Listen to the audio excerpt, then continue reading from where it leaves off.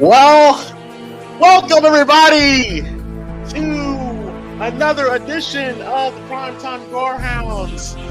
I am Primetime James Thomas with the Gorehound himself, Paul Burtz from Devonport, Iowa, one from the UK. Episode 109. We are watching the 2010 remake of Nightmare on Elm Street starring Jackie Earle Haley and Rooney Mara. Ladies and gentlemen, we are live. Yes, indeed, folks. We are in for a doozy tonight. Yep. Before we get started, please be sure to hit that like and subscribe button. And be sure to check out all our previous episodes of Primetime Gorehounds. But yeah, man, it's May 22nd at officially 3 o'clock Central Time. What time is it over at your neck of the woods, Paul? It's just gone 9 o'clock at night. Yes, indeed. And this will mark the first time since 2015 I've watched this film. But before we get started on that, Paul, how are you doing on this lovely, lovely day? Well, I'm currently relaxing after the last couple of days. I mean, I spent the weekend dressing up in my carnival costumes because it was the annual pirate weekend in my hometown. And we had a record-breaking number of people showing up. We had like 40,000 people. And on Sunday, I took part in the 5K marathon charity run. I wasn't running, not with those shoes I got, but my feet were bloody blistered to hell. Had to pop some of those with a safety pin. Gory details, I know. But it was a fun weekend. I mean, everybody had a good time, and I had people like running up asking me for photos. You know, people dressed up as pirates, even kids wanted to get photos because of the costume. Everybody was like saying, dude, your costume was pretty damn awesome. I was like, oh, cheers, man. And then yesterday, I went and got some photos for a legendary industrial band called Combi Christ. They came down here in Plymouth for the first time and had a really good time there. I mean, got a chance to meet them before the gig started, got a photo with the vocalist, and managed to get some really cool photos. And I just uploaded those on my photography page. And then tomorrow, it's going to be more gig photos because I'm going to be doing another set of photos for another band that's playing tomorrow called Adam Smasher. And Monday, another one, and that's Tortured Demons, which will be their second time down here. So it's going to be a fun couple of days, that's for sure. Interesting. Well, as for me, of course, my wrestling schedule has been very intense these past couple weeks. Starting to hit the wall a little bit, but it's so great. Going from one place to another, a lot of miles on your car, but it's all worth it. But the good news is that, Paul, the weather's getting nice. Yep. Yes, we're approaching 70-degree weather right now, which is, I think, is just right. Anytime it gets to 85 and up is when I'm like, okay, this. It's funny how don't you find it hilarious how once it gets to 85 and up, you're like, damn, I cannot wait for it to get cold. And then when it gets cold, it gets too cold. You're like, damn, I want the summer to come back. We're so bipolar in the weather. Makes no sense. But yeah, man. Nightmare on Elm Street, 2010. I will say this. This will be the first time I've watched this movie since I reviewed it on my secondary channel I had when me and Arlo, who was a Primetime Podcast panel member, when we was doing movie reviews, and I remember hating this movie. I hated it very much, and I haven't seen it since. Tonight will be the first time since that day I will be watching this film. So you never know what you don't know what you may get from me. because I've always preached on this channel that I've matured mentally as a person since then. Now, keep in mind when I discussed Nightmare on Elm Street, I was about 21. You was 22, and I Yes. was 31 because I remember watching that review a decade ago. Okay. Yes. So I was very vocal about how much I hated this movie, how much I hated Rooney Mara. I think I was once quoted saying that my penis has more emotion than this woman does, and I remember that. yeah, we'll see if that changes. But Paul, what are your? I never really knew your thoughts on this remake. So, well, what did you think of Nightmare on Elm Street 2010, Well, I 15, remember. 15 years ago? God damn. Well, I remember when I heard the first rumors of it happening. At first, I was because at the time, as you guys know, I am pretty open minded when it comes to seeing sequels or remakes or whatever. So I was willing to give this movie a chance. I saw it the day it came out in the cinemas over here on April 30th of 2010, and I remember at the time, I I had mixed feelings about it because I could see they were trying to make it visually appealing, and I could see they were trying to do some cool stuff that they couldn't have done before because of limitations of technology. But looking at it now, it's kind of like, it's the same situation with Psycho. It's like it has that whole shot for shot feeling for some of those scenes. And one of the things, and I've always said this to people for years, I do believe that the guy that they picked to play Freddy Krueger, which was Jackie O'Haley, I felt that he was the right guy to play Freddy Krueger in this new version of it. Because after his performance as Rorschach in the Watchmen movies, I remember I thinking to myself, I was like, man, this is the ideal pick. I mean, hell, even Robert Englund himself approved this guy to play the role. So I didn't have a problem with him playing this character. But I felt like he didn't have a whole lot to do on this movie, unfortunately.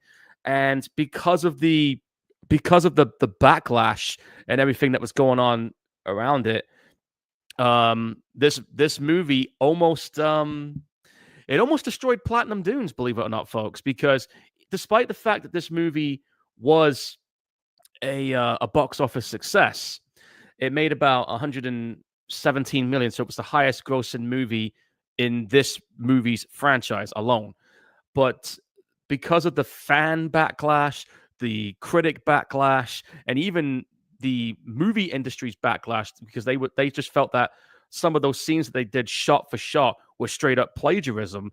And like I said, this movie almost destroyed Platinum Dunes movie making business because nobody called them for 2 years straight. And they didn't, and this was the final time that Platinum Dunes ever did a remake for a horror franchise.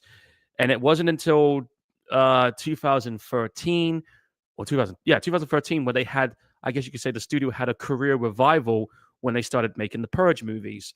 But and also the guy who directed this movie, this was the only film he directed. He went back to doing music videos after this one. The actress who played Nancy Rumor, she hated this movie so much, she almost didn't want to work in the industry again. But as for me, like I said, I had mixed feelings about this movie, and I still do now, I guess. Go ahead. Go ahead. Yeah, I was talking. Can you hear me? No. Go ahead. Go ahead.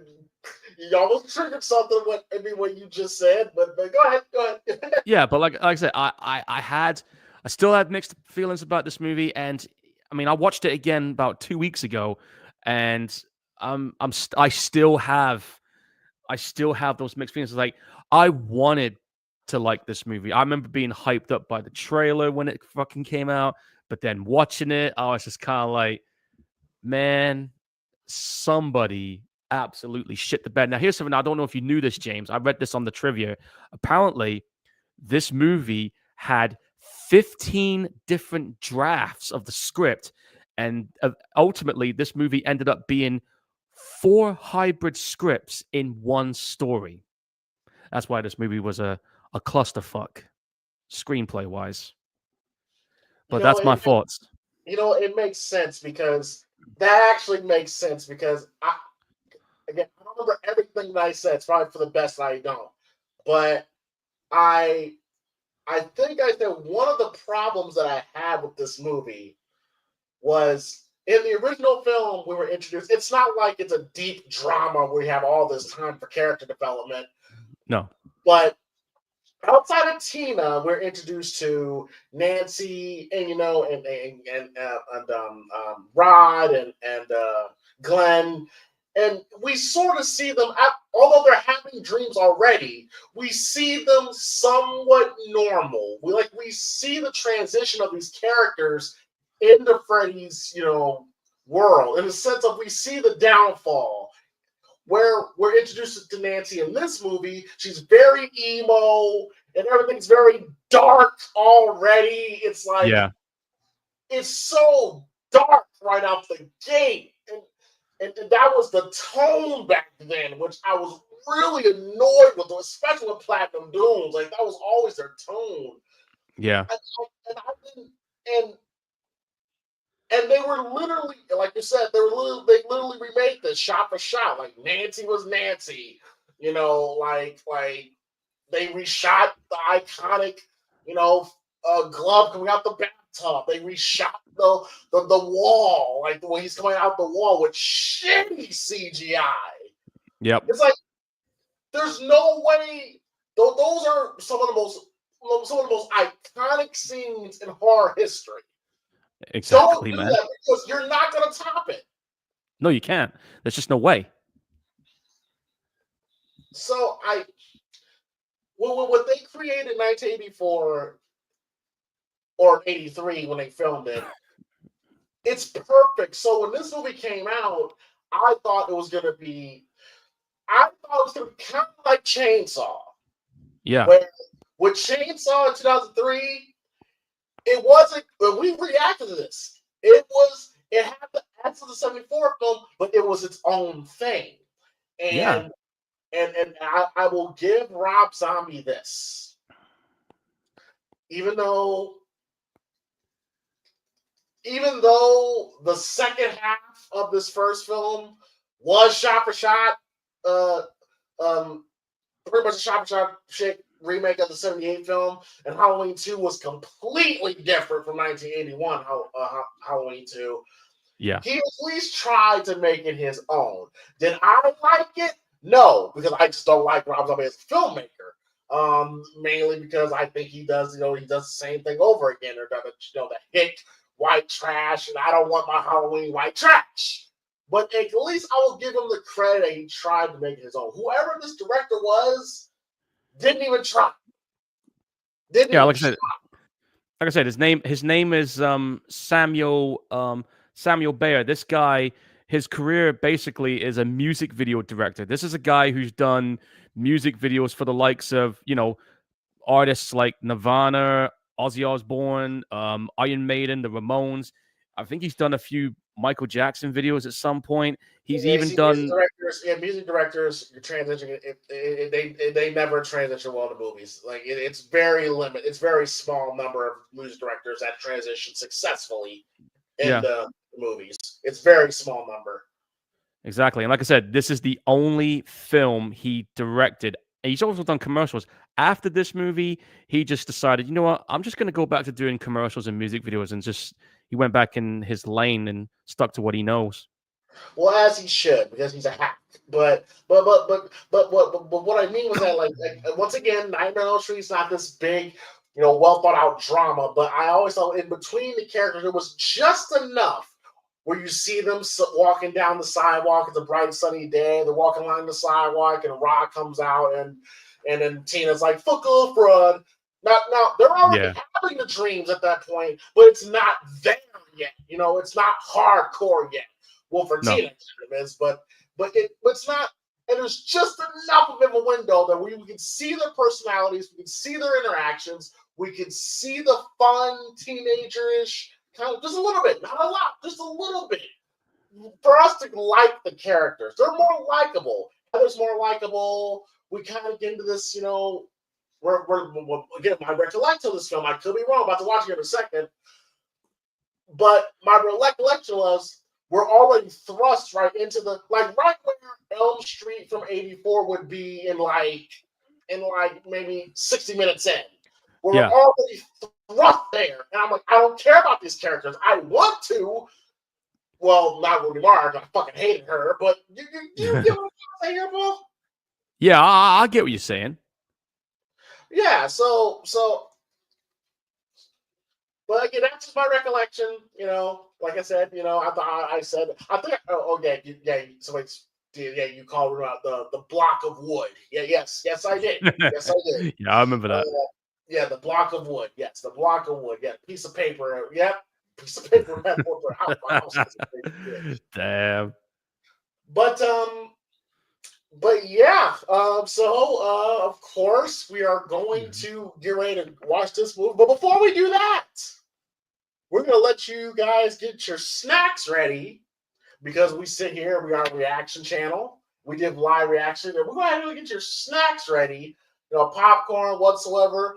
But we know one. But of course, we got to know Chucky, what are you gonna eat while we watch this movie? Collard greens, green beans, cheese and potato, neck bone, grits, rice, casserole, butter beans, black eyed peas, chicken nugget, and deer meat, chili fries, apple pies, and chicken thighs, sweet peas, dressing, ham hocks, and turkey necks, fried hog head, cheese, liverwurst, and bologna, Krabby Patties, roll noodles, hot links, and Kool-Aid, sugar bread, pickles, hot sauce, and Lay's.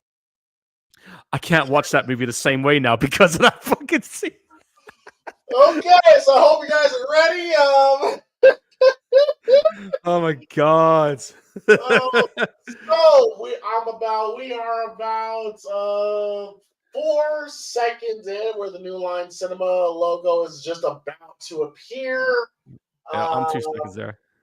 Yes, so we are. Yes, so we're about to go. The rules go 3, 2, 1, play. When we say play, you press play. Again, 3, 2, 1, play. When we say play, you press play. And if you don't press play, well, we're not going to hold it against you. I mean, this movie does suck. So we'll watch it so you don't have to. Okay. All right, here we go. In 3, 2, 1, play. And we're in. God help us. Has our opinion changed? Probably not. New Line Cinema. I see they put up the old logo. Here's Platinum Dunes. Like I said, this is the movie that almost destroyed Platinum Dunes, and this was the final time they did a remake of a horror film because of this. Well, like I said, Paul, with the bathroom scene, like that's one of the most iconic scenes. Like, so if you're the director or writer, how do you do it better? You can't. You can't. So the best thing you could do is like make it your own. Like you could have the bathroom scene, but instead of the hand coming out, it's Freddy himself coming out. You know what I mean? Yeah, you could have done that. Or you see like his eyes appearing over the wall staring at me. You could have just simple stuff again. Just make it your pay homage, of course, but add your own spin to it. Yeah, I definitely would have I definitely would have put something familiar, but at the same time, I would have added something even knowing how my imagination works. I would have done something even more twisted with that scene, hands down. But I mean, it's like how they did it on here was very, and I mean very fucking disappointed. And it's a shame too, because again, I was so hyped up for this when I was in the cinema watching it after seeing the trailer, dude. Honestly, I probably would have avoided the tub scene entirely. Yeah, I probably would have just skipped it too. I probably would have avoided doing that scene altogether. Yeah. But they decided, hey, we're going to go ahead and try and take the easy way out. Yeah, because they're saying they wanted to pay homage to those scenes as much as possible, but they reused the scenes and it pissed off a lot of people. We're not just talking critics and fans, but movie people in the industry themselves were pissed off with this. That's how bad this backlash was for this movie, folks. And that's why we've not seen another Elm Street movie since. Springwood Diner. Like I said, like we're just diving like fucking headfirst into it already. Oh, and originally, the actress who played Nancy, Heather, she was going to be this waitress, but she decided, nah, I don't want to do it. I wish it was her. Would have been nice if they did it, but I think even she was like, nah, I don't want to do it. She kind of knew, I guess. Now, here's your idea to do something different. Like right now, we know he's dreaming. Like we know the presentation. We know he's dreaming. What if they did something where we didn't know he was dreaming, and it becomes a surprise and a shock to us when we find out that he is? You know, what if the place is full of people? Like, or whether there's a vibe of happiness and everything's fine, you know, and it changes all of a sudden. They should have done that, or have him like because I know they introduce it later on in the movie where they say about having micro naps, where you don't know if you're sleeping or not, even if you're awake. They could have done that as a thing, but instead they decided to keep the whole serious, spooky horror element, but they didn't try to switch it up. If you did like you just described, James, that would have caught me and everybody else off guard and be like, yo, okay, that was not too bad. Yeah. But they didn't do that. And you got all these pigs' heads and everything here, which, okay, that's good for horror aesthetics, but again, we're just jumping in this from the word jump. And there he is. Again, like I said, I have no issue with this guy that's playing Freddy. I felt he was the right guy. He just didn't have the problem was he just didn't have a whole lot to do. Because for anybody who's never seen Watchmen, watch him as his character as Rorschach. That's the reason why he got this gig in this movie. Now, I think the introduction of Freddy could have been better. Like his introduction there was kind of uneventful, in my opinion. I think it was. I mean, it was very like when you have an iconic character and one of the most iconic characters in the history of cinema. In the history of cinema, period. Because Freddy, like Freddy Krueger or Michael Myers or Jason, yes, they are three of the most iconic horror characters, but there are certain characters that transcend their own genres, and Freddy Krueger will be one of those people that transcends his own genre. He's a pop culture icon in many ways, and I think we have an opportunity to reintroduce the character to a new generation, and in a reboot or remake or whatsoever. I would think of something better than that. I may play with a silhouette, or maybe he's at the end of the hall and he steps out and you see his silhouette. Like, oh shit, there he is. I would have had that slow build up and have it just gradually build and build, keep him in the shadows for as long as I could, just to get people uneasy, and then boom, hit them with it. Yeah, like it wasn't terrible, but I just thought it was just uneventful. It was just like boom, there he is. It's like yeah, and like you said, he when it comes to him transcending over the mainstream, to my knowledge, I think if I'm right, I believe Freddy Krueger was the first of the big three to break that barrier at the time. Hey guys, I'm Rooney Mara. I'm playing Nancy. Yeah, I'm playing one of the more iconic horror characters. I don't care. You know, like I said, it's funny. I was reading the trivia. It turns out that she hated this movie so much, she almost didn't want to act again after this. Like, I've never seen Girl in a Dragon Tattoo. I have no interest. But judging by this film, she's fucking horrible. Well, I will say that her career has... I know Academy Award, but I know she's an Academy Award winning nominated actress. I don't give a fuck. Okay, I don't care. And Kyle Garner right here looks like every high school kid, every golf high school kid in 2010. We still got some like that now. And that's not a bad thing. I'm just going to put that out there. But I mean, when you look at that attire, and I'm thinking to myself, that's not completely goth. You want to see some real goth kids? I know a few. I've seen a few, and I know what they look like. That's not one of them. That's kind of like a uh, uh, an early beginner's emo stage kid. No disrespect for those that like that kind of music, but I'm just saying when it comes to appearances, I can tell the differences. Because I'm someone who's in those type of like metal alternative like type communities. You know what I mean?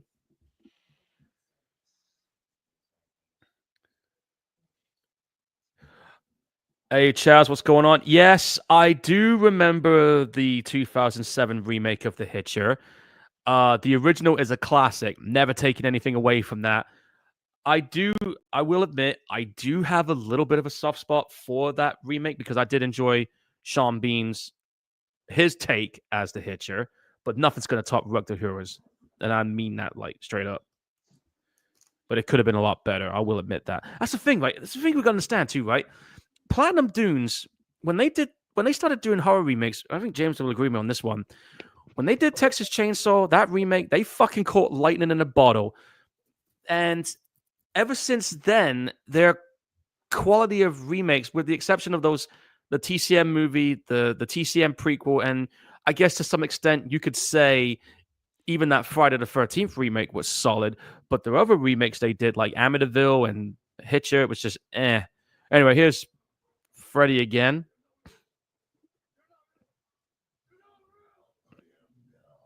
Like I said, I do like his presence, especially how he speaks too. But again, you should have had this slow build up before you even got to this. Like we're just jumping right in it. Yeah, look at that. Yeah, look at that gore. Yeah, that does nothing for me. I'm gonna be honest. You know what it is? What? It's just it. There's nothing eventful about it. There's just it. And I'm just gonna go ahead and say this That right was now. not memorable. I mean, it was a fine kill. Like I understand, but how many times have we seen somebody slit their throat? Like, oh, somebody got a hold of me. It's just been done so many times. Like maybe he's picked up in the fucking diner and he's thrown through the window in the diner and he goes out on the road. And as he's rolling on the road, a truck hits him. His body explodes, and Freddy Krueger's in the truck going, ha, ha, ha, ha, ha. You know. That's what I would have done. And I've seen. Like, would you like that, or would you? And dude, I've seen better neck slices in movies than that. This is the best thing in that entire movie, right? The young girl. Yeah. The slash mark on her chest, yeah. I mean, like, again, I had very mixed feelings when this was all said and done. Chucky's on the screen again. Even though I think I'm on a delay. Hold on. Yeah, I'm on a delay. My bad. My thing's live on my because I'm keeping it on the live stream on YouTube. My thing was further back. We're good. We're still good. But yeah, like Mr. Krabs. Yeah, Mr. Krabs, man. I still couldn't believe he ended up voicing the role for that character. When I realized it was him, I was like, oh shit, I know that dude. It was also in films like Blue Steel. He was also the villain in the original Highlander movie, which they're remaking, by the way.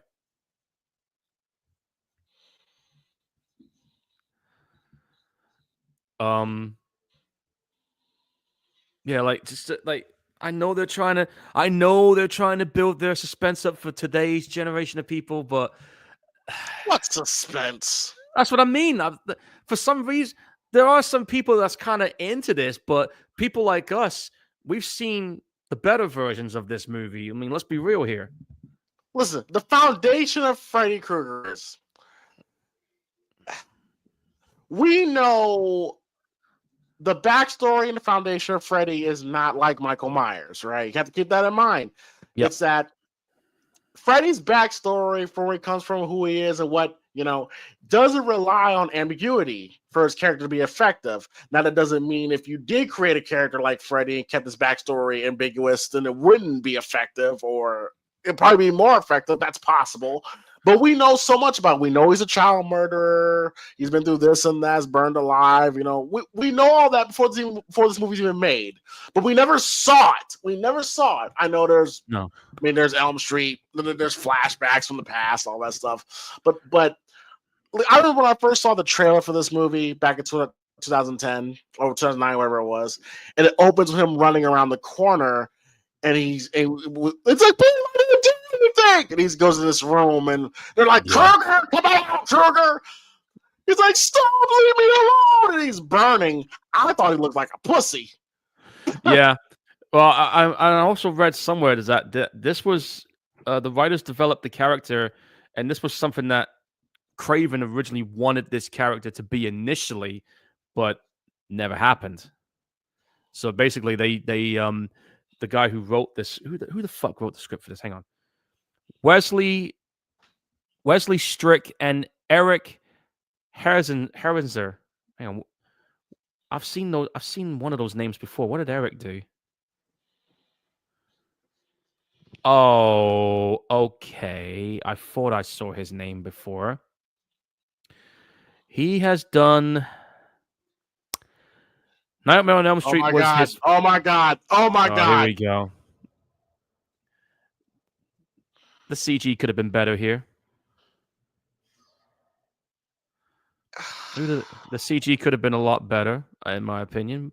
And they should have done that way differently. Instead of him coming out of the damn wall, how about you have him coming like that out of the floor or the mattress or something, or just, you know, something that's the same but different. Why you gotta fucking go shot for shot like they did with Psycho?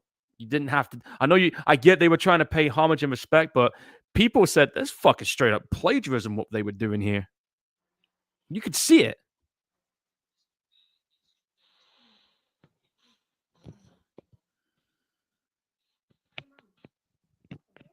Yes, like if you're gonna remind people of the original film, it's gonna want to make people want to watch the original film.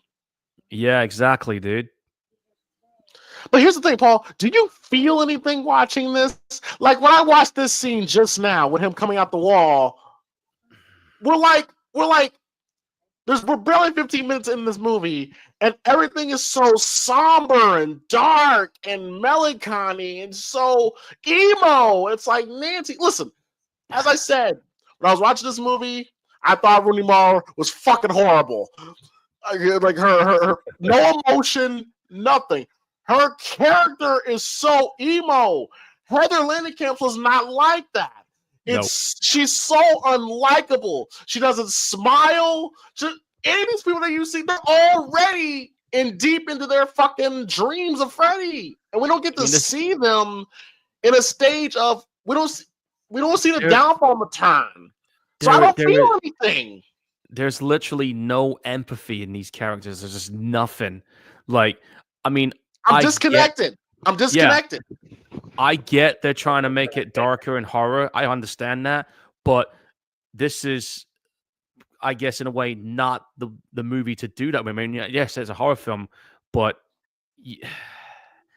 the overall vibe and the characters, I don't feel for the characters like I did with the original movie. I wanted this movie to be good. Same here. To be good. I just don't feel anything. It's just scene after scene of dark and I don't feel anything with these characters. I just don't feel anything. I don't either. It's like, it's just everything about it. Just right now, everything about it. I'm watching. And then I'm hearing Rooney Mara. You know, she didn't like the franchise. She had no idea who Nancy was, and I'm just like, well, we don't like. Fuck you. And she almost quit acting because of this movie. Paul, you said that 3 times. Like I know that, but I know it's just when I think about it, it's every time I think about it, I'm like thinking to myself, well, why, like, if this movie almost made you quit, and you never knew what the franchise was, you didn't know who Nancy was, you didn't even like the fucking franchise to begin with, that right there is an instant red flag if you're making a movie. Because if you're gonna make a movie, you're gonna have people that have some kind of knowledge about the franchise, even if they haven't watched it before. They have some kind of knowledge about it and understand the cultural impact that these kind of movies have had in the movie industry and with people. But if you don't respect that, then it's like we never have that moment, like the scene when they're in the sleepover, and then Glenn is like playing the videotape and all that stuff, and like we see them being teenagers. There's no nuance here. It's just boom, boom, boom, boom, like spot. I need some sort of story here. Slow. You know, Paul. You know what this reminds me of? Go ahead. A modern day 2025 professional wrestling match. An AEW match. That's one way to describe it. Yeah. God damn it, an AEW match. This is what it reminds me of. Where it gets spot. No psychology, no story being told, just spot. Did Tony Khan have any involvement in this movie? I'm gonna have a look. Hang on a minute. What's going on here? Because he probably would have been like early 20s when this movie came out. Yeah, he would have been. Yeah, like you said, that's one way to describe this. This is like a fucking AEW spot before it was AEW right now, dude. I'm just right here. We go. We're jumping into the right now. Here we go. About to have another dream. Like, what the fuck? We're not even 20 minutes in, and we're already here. We go again. It's like there's no nuance. It just again, unless I'm maybe a pacing issue. I have to go back and watch the original. If 20 minutes in, we already had Freddy 4 times already in a kill, and almost 2 kills, 3 different characters. Maybe we do. I don't remember. Stop me if I'm wrong. If I remember correctly, I think Freddy only popped up about twice in the first 20 minutes, and he only killed 1 person. And it's like we're already that transition. I don't feel nothing. It looks cool. Cool. But we're showing this scene. We're showing this scene already. Like, we're not even 20 minutes in. Yeah, like we're just jumping right in it. Like, what the fuck?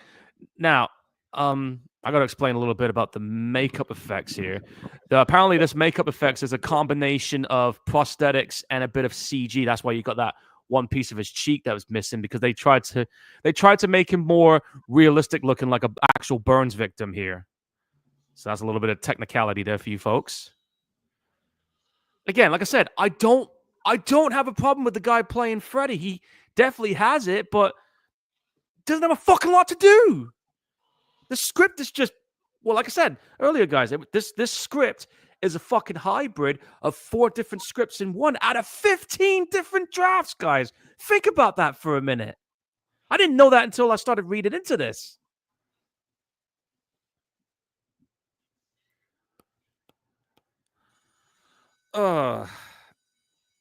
See, again, like I said, before I started like actually doing some looking into the production of this, now I'm just kind of like, man, now I can see why this movie's a fucking Here's the mess. thing, Paul. We've seen Freddy so much already.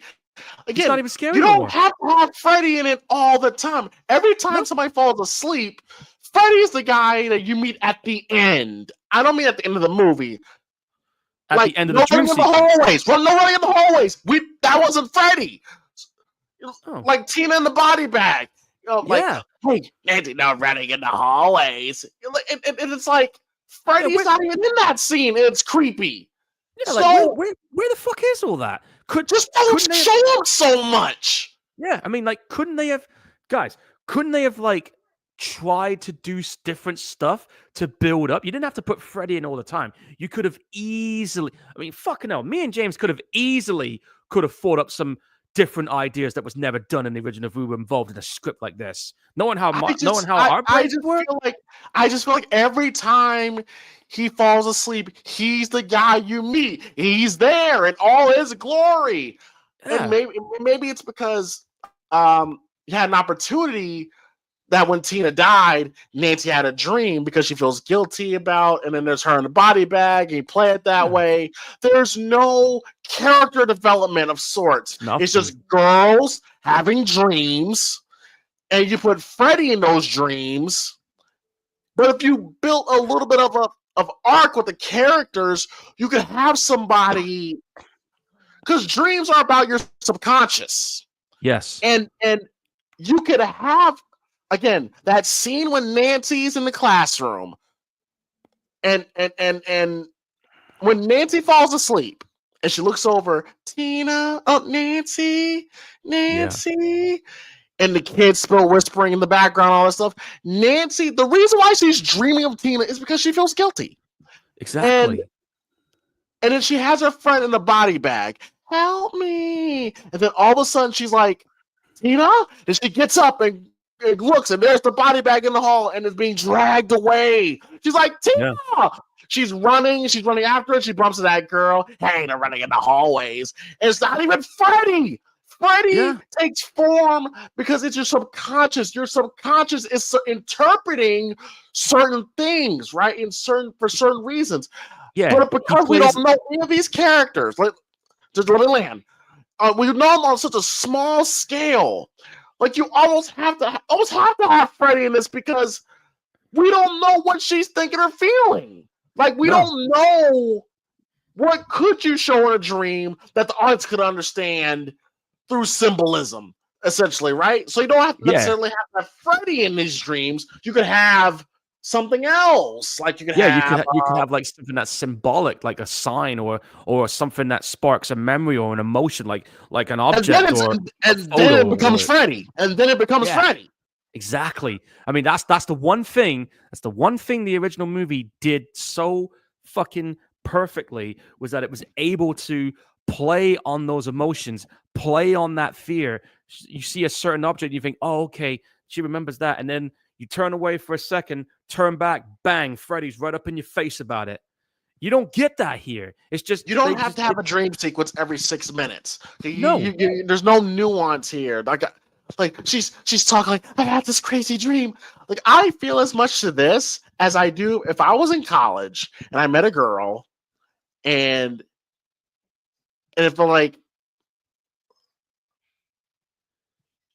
I'm paying attention to what she's saying. It seems like there's no point for the dreams. Like it just seems like there's no point. It's like, slow down. Add some nuance, like add some psychology.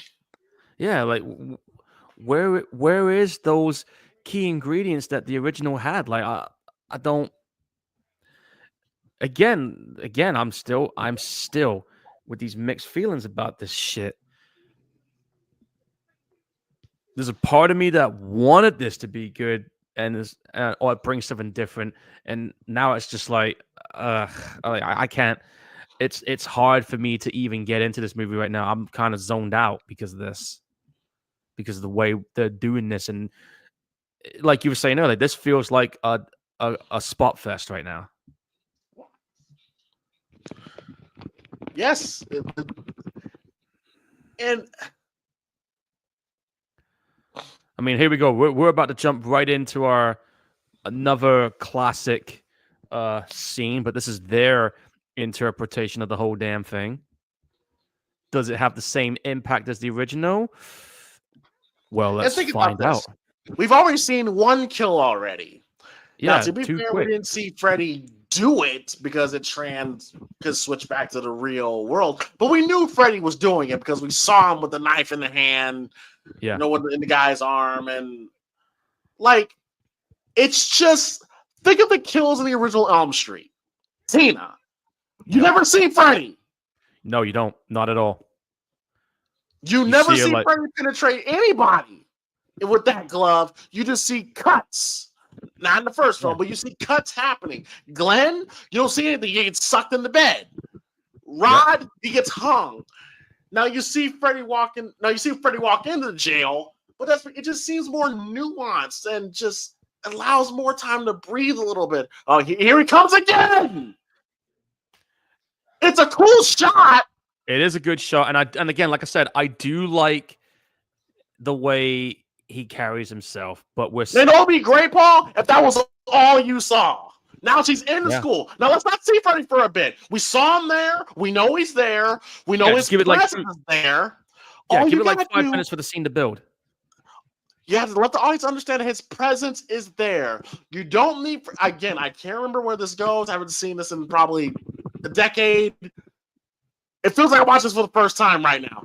But right now, she got this little girl. That's cool. That's great. You don't need Freddy. We know he's there. We know he's around. We just saw him for a brief second for a cool little shot with his hat and his glove. That's fine. Okay, got let it breathe. That's a good shot. Like I said, let it breathe. We see how this dream is given. Oh, there you fuck. We don't need to see him. Listen, that should be one of the teachers. That should be one of the teachers standing there at the chalkboard talking to her. That's what it should have been. It should have been one of her teachers standing at the chalkboard talking. We don't need to see him again. Like we just saw him. How are we going to see this fucking guy? Oh, I'm getting mad already. I'm going to take a shot each time we see him right now. I knew it, Paul. I knew this was going to happen, Paul. I knew it. Hey, you chose this movie, bro. For reasons like this. Because I thought my feelings would change, but now old thoughts are coming back. All right, well, just try to. How about this, Paul? What if this was just the beginning of the movie? Yeah, that should have maybe they should have done it that way. This should have been the start of it right here. Maybe this is where we should have seen Freddy, like 20 minutes into the fucking movie. Not like in the first 5 or 10 minutes like we did earlier. They should have left it here. You should have seen the introduction of him here. Instead of, I mean, we've seen him now like what? Now think about the dream in the first film. We never saw Freddy. We only saw him for like a split second when he jumped up behind her. Yeah.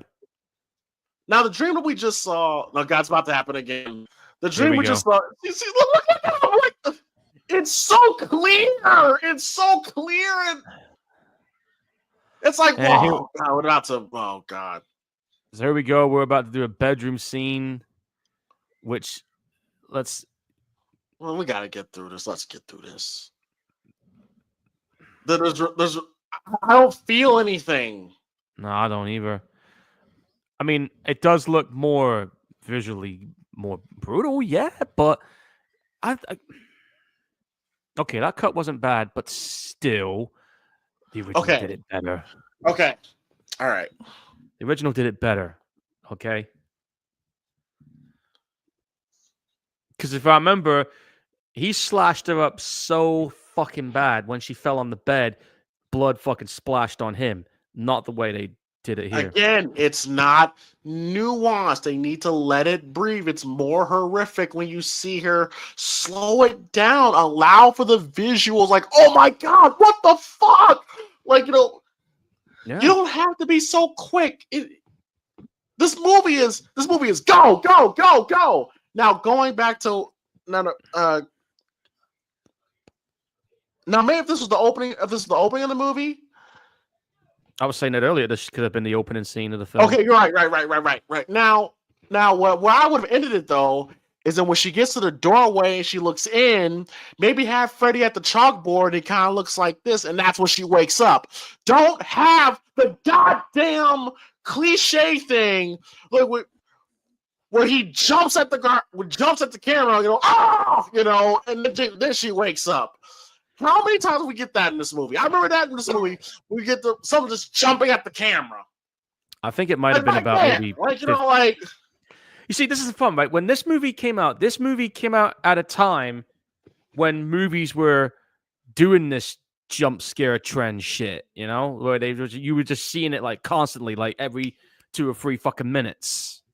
And it may work for some movies, but for a Nightmare on Elm Street movie, this is not the movie to do it with. You have to let it build. So where the Where the fuck did that get lost in translation with the screenwriters here? And look, Rudy Mara. I keep hearing this. I keep hearing this song. Look at Nance. Like 1, 2, Freddy's coming for you. Like, yeah, dude, I'm looking at. We're seeing Freddy too often, too many dream sequences, and now they're trying to recreate. Listen to this. You know the guy who wrote the screenplay, the story for this, Wesley Strick, right? I'm looking at his credit. This is a guy who's a veteran writer. This is the guy who fucking wrote films for Arachnophobia, Jack Nicholson's Wolf. This is the guy that did the remake of Cape Fear, for shit's sake. So you would think a guy like this who wrote the story for this reboot would have had everything locked down and knew what he was doing. I mean, look what he did with Cape Fear. And you're telling me he can't get it right with this? I'm surprised this scene isn't a dream sequence. No. I'm saying, now I'm looking up the guy who wrote this fucking story. I'm like, how could you have made so many errors? You're in your 60s when you wrote this fucking script. You probably have seen the original, and you didn't do anything different. But Paul, didn't you just say they had 15 drafts? Yes, exactly. 15 different drafts. And this is a hybrid of 4 scripts in one. And this is from a guy who did the remake of really say it's his fault? Well, I'm not saying it's his fault at all, because don't forget, there was 2 screenwriters in this movie. He wrote the story, but he had another screenwriter with him to do the screenplay of that story of what he translated. Damn, dude. He's going to go to his cell, and Freddy's going to show up. Like, we're just over 30 minutes in this movie, and it's like there's so much Freddy. Maybe we're going to show Freddy a lot. We're going to show a lot of him. And is that what the plan was here? Just keep showing him off? Oh, and I got a really big issue with this kill that's coming up, man. I got a real big issue with this one. Can you guess why I got a real big issue with this kill coming up? It happened. Obviously not. Go ahead. What is it? It's because of the continuity. I will get to it when we get there. I will point it out, because if you never spotted that the first time around, then if I point it out now, you'll probably be like, "Oh shit, yeah, you're right." But I remember when I saw this particular kill scene, and I'm sure somebody in the chat box, I'm sure Philip, I'm sure Chaz is gonna have some shit to say about what I'm about to point out here. They probably know already. But hang on, we're gonna get there. By the way, this guy here, I think this is Thomas Dekker. He was in he was John Connor in that Terminator TV series, but he was also in another horror movie series called Laid to Rest, which, by the way, was a pretty cool slasher movie. Daniel Harris was in the sequel. Look, this is a terrible remake. This is a terrible remake. This is a terrible Elm Street. You see this type of stuff, all this kind of stuff, how they're looking up. Like, this shouldn't be happening. This shouldn't be happening now. They're not even about to fall asleep. Here we go again. Here we go again. He was just looking at the internet. Now he's falling asleep. Like, we just did this. How many fucking dream sequences are we gonna have? Like, unless. What the fuck, dude? We just saw Freddy. It's a shame because I actually like this actor. Like he was in Smile, haunting Connecticut, and Jennifer's Body. Wait, was he in Smile? Yes, he was. I didn't realize it. He was the cop. Oh, right. I was wondering who it was. He looked different in that one compared to here. Well, Paul, he's like, I know it's 15 years. I know. 50, 20 years older. Like, I know, but I didn't realize that was him at the time because wasn't he in? Wait a minute, wasn't he in that Halloween remake when Michael Myers beat the shit out of him? No, he wasn't. That was not him. It looks similar. Never mind. It looks similar. He was in Scream though. Oh yeah, you're right. He was. But here's the thing: I just don't give a shit about any of these characters. It's like I one don't. dream sequence, and Freddy's There he is always again. there. And you see that cheap? That's not scary. That That's is not cheap. scary. That didn't do anything for me. Like, what the hell was that supposed to do? Like, what was that supposed to do? It's not effective because we've already seen him. We've already seen him in every other fucking dream sequence. It's not effective. Hey, listen, man. I'm sure there was probably some people who's never seen a horror movie or never seen a Nightmare on Elm Street movie before. Maybe it made them jump. But for guys like us who have seen the original, that's just like, no, dude. That it just doesn't hit. It truly doesn't. It's cheap tricks. It's cheap tricks. It's cheap carnival tricks. Yeah. That Cheap jump scares. That's what it is. And here we go again. here we go again. See, like We're back in the boiler room. No, Paul. I did like that. He was walking down the hallway. He turns around, and it's a dead end. That is a smooth transition. I will give this movie that. Because it's different. It's nuanced. It's eerie. And now he's walking down the hallway. There's a guy with him. It's a long hallway. All the way it gets quiet. It's a brick wall there. Like, what the fuck? I like things like that. That's cool. That's how you would dream. Yeah. That was good how they did that. Like, there are some moments where it's like, okay, that's not too bad, but it's not enough to save this movie, unfortunately. So here we go with another iconic moment. Now can you imagine if this was the second time we've seen Freddy in this movie? If it was the second time, that would have been even more impactful when you saw him here. Now it's just kind of like, yeah, whatever. We already seen you.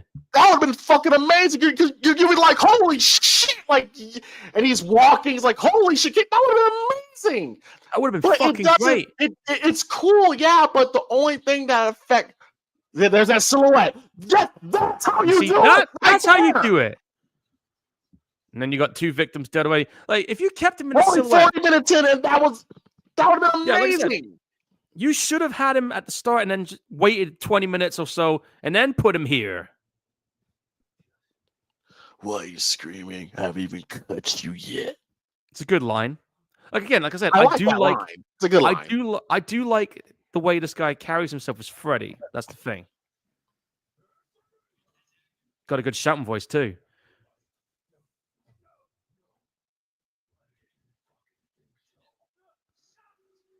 Freddy's dropping some F-bombs. Nothing wrong with that. Right, now here's where I'm gonna point out the problem here, that I had a problem with this kill. Some of you guys are probably gonna know exactly what I'm talking about. Now think about this, okay, James?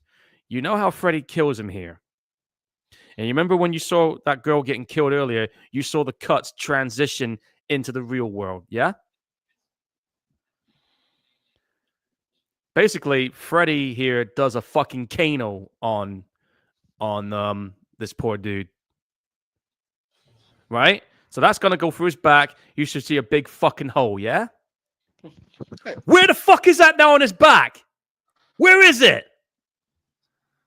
Well, I mean, I don't want no. If those injuries transition into the real world like that girl did, where's the big fucking hole in his back then, eh?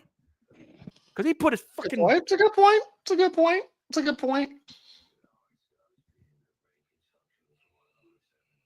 It's a little sadistic, him doing that in there.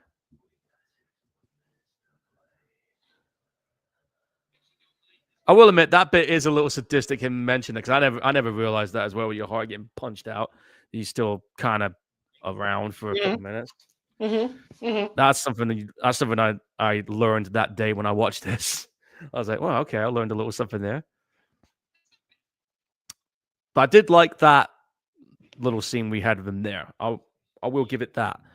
But again, my take on this is like, if you had him in that first like opening scene, okay, fine. But then don't have him come back until we got to that boiler room scene. You could have left us at least a 20-minute breathing gap before you introduced him again. Because if you had him do it like that with the boiler scene, we would have been there in the cinema thinking, damn, okay, that's a good reveal. But the fact that we already had him appearing half a dozen fucking times, like little small bits here and there, you softened the blow for that grand scene. Get what I'm saying? Yeah. Yes, absolutely. It's just Rooney Mara. It's just we I didn't know go her acting we didn't go to school together since sixth grade. is so lazy, right? I think Gallagher, what's his name, acts circles around her, and she's Yeah, not even Kyle. really trying. Yeah, Kyle's doing it good here, man. Like Kyle here is putting on a pretty solid He's a good performance. actor. He's Yeah. a good actor. I mean, he pretty much established himself as a scream king from Haunted in Connecticut, Jennifer's Body, of course. He was in another movie called Red State, which that was an interesting movie. And like you said, Scream, Smile franchise, which I didn't even realize that was him at the time. That shows you how fucking vague my memory is with people sometimes. But yeah, Jackie Earl Haley, I agree with you, Paul. He's fine. It's just every 5 fucking seconds he's there, and then when he's there, he's doing a little at the camera. Like, fuck that shit, bro. Yeah. Like, and like I said, like this guy, this is gonna come as a shock to you, but one of the earlier movies I saw Jackie O'Haley in, and I didn't realize it was him at the time until I watched Watchmen, right? But he was also the earliest film I saw him in, believe it or not, was Maniac Cop 3. fuck, she's so emo, Paul. Like, I haven't seen her smile once. No, I haven't either. I haven't either. I'm going to see what movie she did after this. I know she did Girl with a Dragon Tattoo, but let me see. Let me see what she's been doing afterwards. Okay, I just want to put this in there for people who don't know. Okay, right. So yeah, she was in after this movie. She was in a guy named Freddie. Do you ever know a guy named Freddie?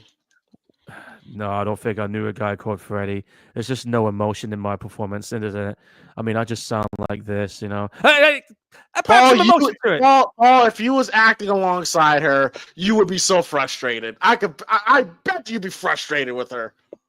I would, dude. Like right now, I would be very uninspired. Because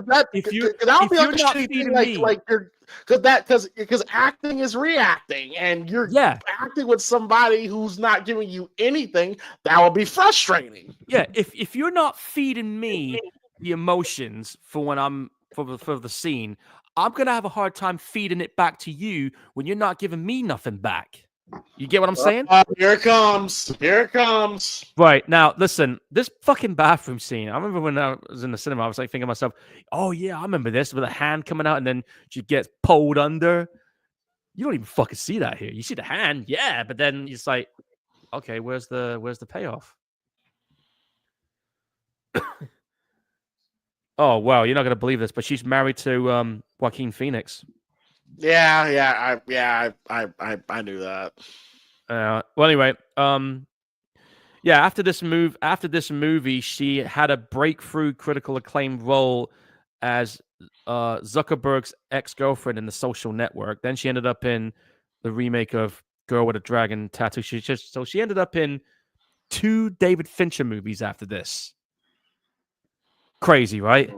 Mm.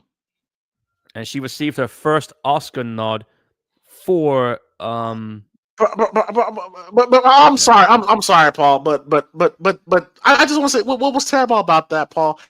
In the original, again, it was more nuanced. The glove slowly came out the water. That one was quick. Shit! It was slow. This was just here. Here it is. It's like it was like now you see it, now you don't. You're destroying it. You're destroying. Again, in the original film, it comes up like a shark fin. You know, I know. I keep saying this, but it's nuanced. And this scene was stupid. The snow. Can you imagine how disappointed I was when they didn't try to add something terrifying to that scene or try to ramp it up? Instead, she just gets out of the bathtub and now we're in like a winter scene. Paul, it literally felt like the director was like, "Oh shit, we gotta do this scene because it was in the original. Okay, let's get in the tub. Okay, show the glove. Okay, boom, we're done. We're gonna put it in the movie." That's what that felt like. Yeah, if you're gonna do it right. Exactly, man. Like, I didn't know this. I don't know if you knew this, James, but did you know that this was originally intended to be a prequel, but they dropped that idea? I would have had that. Good. I would have had that, to be honest with you. Oh, I remember this bullshit. Look, she should be terrified. She should be horrified. Here's Freddy again. Freddy's in front of you. You should be like, you should be terrified. Where's the emotion? Terrified. Where is it? I'd be going fucking ape shit right now if this was me. What the hell? Where's the emotion? Oh my! Like, how many fucking times have we seen him already? It's about 7 or 8 times now. Again, got no problem with Jackie here. But where is the goddamn Listen, I was trying hard not to get angry. I'm right there with you, dude. Again, when I was younger, I had mixed feelings, but as I've gotten older and I've seen a lot of movies after this, you know how opinions change with people sometimes, right? Well, here I am. Yeah, but I remember being so pissed at that. Like her reaction is, "Who are you?" It's like, "You don't remember me?" Like, "Who are you?"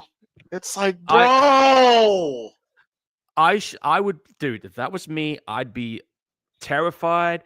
I'd be like curious, like thinking, who the hell are you, man? Who are you?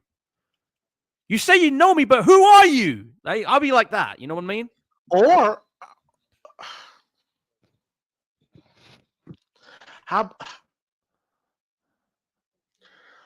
You know how I would have done that bathtub scene? Go on. You get the camera in between her legs. What is he expecting? The gloves come out the water, right? The glove never comes out the water. You hold it there. You hold it there for maybe 10-ish seconds to build a little suspense, build a little anticipation. The audience is waiting for the glove to come out. It doesn't happen, right? And then she looks like she's about to fall asleep, right? And then there's a knock on the door. It's her mom. She wakes up. She hasn't really woken up. She gets out the tub. We see her get out of the tub. The audience then goes, "Oh, I guess they're misleading us on purpose." Okay, cool, right? She gets out of the tub. She puts on her robe. She's standing maybe 3 feet away from the tub. You smack a wide angle lens on that camera, so you get the whole room and her in the tub. And behind her, as she's talking to her mom on the other side of the door, "Are you okay in there? Listen, I just wanted..." And she goes, yeah, I know, Mom." Maybe she's doing up her robe, right? And then behind her, out the tub, you see Freddy Krueger beginning to rise with water and bubbles falling off of him. And he's just slowly rising out the tub. Can you imagine, like he's rising out of the tub, have him like the water is coming up, like a fucking T-1000, right? Exactly. Where it's all liquefied, and then while the water evaporates away from him, then you fucking see him. That's what I would have. Now, Paul, would that hit with the Nightmare Films? Who knows? We don't know. But at least you're doing your own thing. Again, you're tipping your hat because you're still showing that framing shot, right? Between the legs. You're like, "Oh, this is what you guys wanted, right?" It's a dick tease. No. And then you move away. But it's actually but you put your own little spin on it. You're putting your own little flavor on it. That's the whole point. Listen, guys, that is the whole point of a remake, yeah? You still pay homage to what the original did, but you put your own take. We've been saying this now for I don't know how long. I've been saying this, before we even did podcasts. I've been saying that to people who give me shit for appreciating some of the remakes that are out there. You try to do something different, even if the movie doesn't quite completely hit. At least you gotta give them credit for trying something different, right? But Look at Jackie Earle Haley. does look different when you see him in human form, but still, He kind of looks like Martin Short. he does, yeah. But like I said, I mean, like if they were going to originally try a prequel idea, I wouldn't have been mad about that. You could have done a Halloween. You could have had one half of the movie prequel, then do your other half. That's if you wanted to do it that way. But like we said earlier, this movie had 15 different drafts, and this is a hybrid of 4 in 1. That's the problem here with the way this movie is just unfolding and playing out. And also, we have the wrong cast member to play Nancy. You know, that's the other thing. I'm just reading what Chaz here just said in the chat box. He says here, a cat has more personality and life than her performance. That's a good analogy right there, dude. Now, watching her performance is like watching paint dry. It's terrible. Yeah, I know, right? And the fact that she never knew what the film was and wasn't a fan of horror movies to why are you even in it then? And don't say just because it's a paycheck, because everybody says that. I mean, what was she expecting? Now, guys and gals, it's really a matter of some. Now, they really play up the angle that Freddy likes to shut up and dance. The Black Mirror reference. Mm-hmm. Now, yes. As to why does Freddy have such an infatuation with children? If he's only murdering young girls and boys, he clearly has some sort of infatuation, unhealthy infatuation with underage people. Yep. So it's not a stretch to think that if he is murdering children, it's probably not the only thing he's doing, right? Nope. I doubt he's just, I'm just gonna get that little girl because I like murdering kids. You know, I just like, obviously he was probably doing some extra things. If this was real life, this is a real situation, Freddy Krueger, folks, is not just a child murderer. I mean, I can't, you read between the lines what I'm trying to say here, folks. Let me put it like this. I can reference a certain musician from a certain emo band who's currently in jail doing 28 years for what you're referencing without saying it. I'll leave it at that. Now, that's not how they marketed it in 1984 because it was taboo back then. But no, yeah, you couldn't do that back then. Yes, but he clearly has some sort of infatuation with kids. Hello, McFly. Think, McFly. Yep. Think it ain't illegal yet. Think. Exactly, dude. But they couldn't market it. Which is why they couldn't explicitly say it back then. Yeah, because it's kind of hard to market Freddy Krueger. Hey, little James, little Paul, you want to go get that Freddy Krueger doll who's a freaking child molester? Nah, I'm good. Hey, you can't market that. You can't do it. No, you couldn't. No way. Oh yeah. This is when he falls asleep swimming. He would have died just drowning, dude. You lose conscious in the pool. Game over if they don't get to you fast enough. How is that possible? The micronap thing? How is that possible? This is movies, dude. Suspend your disbelief. But again, you fall asleep while you get pulled. See, they did the whole pull him under thing like they could have done with the bathtub, but they saved it for him. You see what they did there? Yes. Fucking A. And here we are. I like the transition. I do like the transition. I like that contrast. Like I don't mind that. But and don't you remember? Now, why is he watching the events unfold though? I have no idea. How did he get into his memories with this? Oh, do you remember like when you saw the teaser trailer and the trailer for this movie? There were certain scenes that they showed in the trailer and the teaser that ultimately never ended up in this movie. Yeah, that always happens with movies.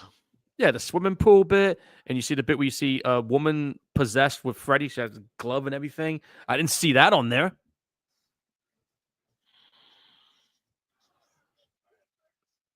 We all know what the townsfolk did to Freddy. We didn't have to necessarily see it, but there are people out there that's like, I want to see what happened. And it is cool to see this, Yeah, because again, like because Freddy's backstory is different from Michael and Jason. So it actually is cool, because we always heard about the parents taking justice into their own hands, but we never saw it.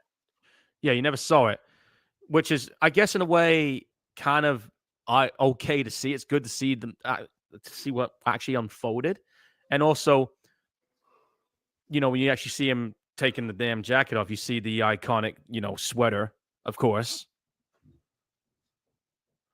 Because I remember when they showed the teaser trailer, and you see that bit when you see him taking the jacket off, I was just like, oh shit, I know what this is. That was a good trailer, but again, it's not a bad scene here. I will say this was a pretty good scene here. I mean, I do like the part what comes, later, which I think was a nice little jump scare touch, but you knew it was kind of coming. But it was visually all right.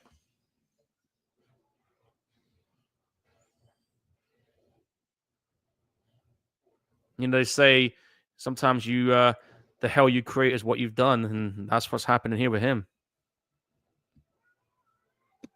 I like how he's taking off his jacket, like you said, Paul, and he's wearing the sweater. Okay, like that's cool. That's cool. Yeah. And there he goes.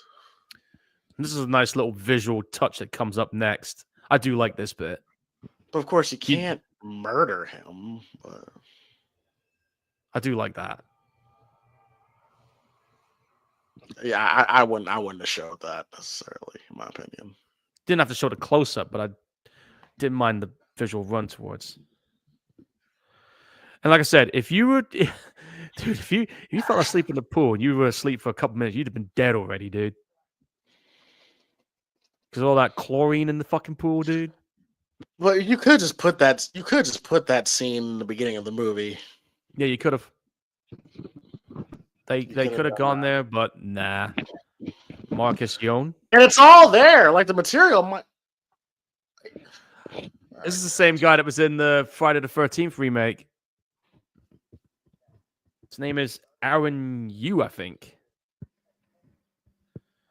I don't know what he's done after these two movies. Yeah, he was the pothead, wasn't he? Yeah, he was that one that got that ice pick thing in his neck slowly jammed in. I want to see what he. I'm gonna have to type in Friday. Another thing I hate too, Paul. It's like I look at Rooney Mara, but her character, not her, because I don't know her, but her character. I don't care whether she lives or dies. I don't care whether she lives or dies. Again, guys, we're introduced to her already like this. We don't get to see her actually somewhat normal. No, I mean, I don't hate the person, but the character, the way she's portraying the character, I don't like this version of the character she's portraying. And also another way. Okay. He just headbutted the webcam. Right, apparently, the guy that you just saw headbutting the camera, after this movie, he ended up in, it looks like a bunch of romantic comedies that ended up being straight to video. He was in some Western. Kid Cannabis, a biographical comedy. Well, no surprise there. The last film he was in was an animated fantasy comedy called Wish Dragon. I've never seen that. Can't tell you. But he ended up in a couple of TV series. Criminal Minds was the last thing he was in a year ago. And he's 46. Fucking hell, he's in his mid 40s. Okay. Now, what I probably would have done, probably wouldn't have called Rooney Mara's character Nancy. No. I would have called her Heather. Heather would have been good, yeah. Do you get the reference? I kind of get it, yeah, because it's a nod to the actress who played Nancy. There you go. Again, making it your own. Yeah, they could have done that, but they didn't.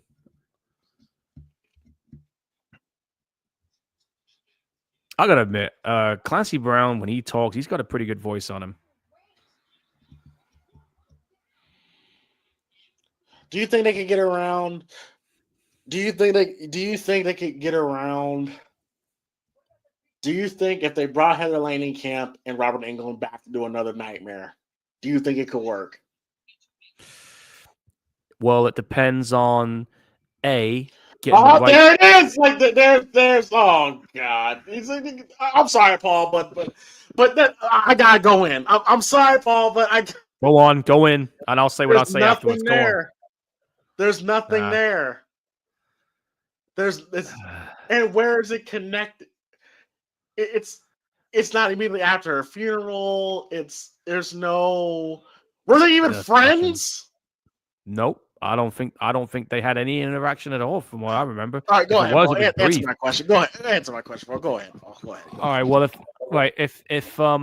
Heather and Robert Englund were going to come back and do a Nightmare on Elm Street movie, it would have to be determined by, you need the right screenwriter that respects the franchise and is willing to at least do something different, but still honor the what made the franchise really good in the first place. As for them, you'd have to make it a legacy sequel, because it's the only way I feel you could bring those two back. But try to build on what we had before, because I mean, when New Nightmare came out, it was kind of like a meta sequel in itself, where it's like what she was involved in the movie was coming into the real world, which I thought was a cool concept. You could probably do something like that again, but I doubt it. So have it as a legacy sequel. But how are you going to explain Nancy coming back from the dead? Because she died at the end of part 3, if you all remember, if you're going to do a follow-up to it. So there's a couple of ways you could get around it. I don't have the answers for that at the moment, but I think it could work if you bring them back. Do it while they're still able to. I don't think it would, Paul. I know it could work for Heather. Yeah, because I mean, not Robert. No, not Robert. It won't work. He's in his 80s now, dude. That's why I say just don't do it at all, because either way you're gonna piss. Either way you're gonna piss people off. Time to have had those two involved. You should have done it at least 10 years ago. You could have done it 10 years ago, but they didn't. So because listen, because people are going to be disappointed, because, like you said, Paul, he's in his 80s. This is not the same Robert Englund that we saw 40 plus years ago. That guy is not here anymore. He's older. He's heavier now. You're going to have to explain how has Freddy aged? Just don't do it. Or if you're going to do it, just replace him. Just replace him. Have him come back for a scene or a cameo. Yeah, have him come back for a cameo, but then just leave it at that. As far as who would play Freddy now, who would be ideal to play Freddy now? If it's not, if you can't get Jackie O'Haley back, but he's in his You could play. Look, it's weird with horror fans, because but people will always equate Robert Englund to Freddy, understandably so. But it's no different when different actors play Joker, different actors play Batman. It's like you're gonna have to let other people play him. Exactly. I mean, you could probably get away with somebody No, I like don't. I remember liking this. I yeah, remember that's just good. liking this when it goes back and forth. Yeah, And then the scene and the song that's playing, that dream that song is playing. yeah. I did like that, and I That did was the like whole that part. I did like the scene where it went back and forth from the real world to the dream world. I did yeah like that. yeah. That was the visual representation of a micro nap. You know, where you're dreaming and you don't know it. So because when, as you guys know, if you do not get the sleep that you need, your body's gonna start playing fucking shit on you, and eventually it's gonna kill you. Because we all need sleep at some point, folks.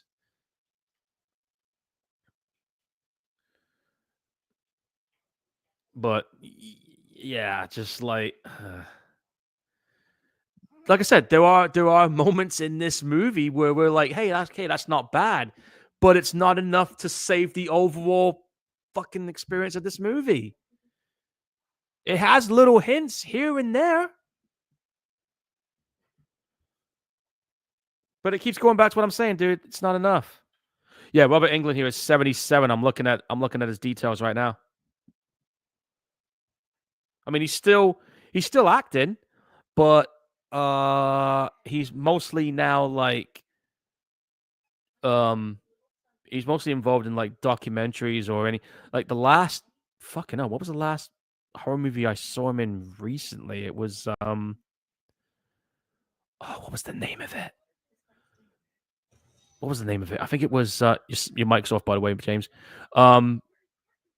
It was Fear Clinic. That was the last movie I remember him being in horror movie wise, and that was like 10 years ago. So I remember that.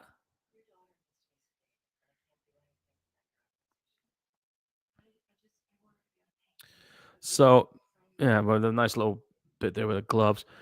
But yeah, guys, anybody who's just tuned in, we are watching the atrocity known as the 2010 remake of Nightmare on Elm Street.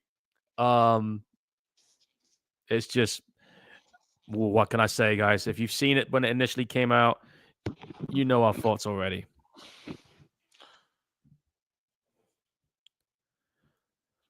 And she's gone.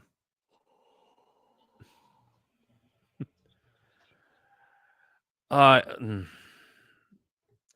I don't remember, but did we just see the part where she like burned herself to stay awake?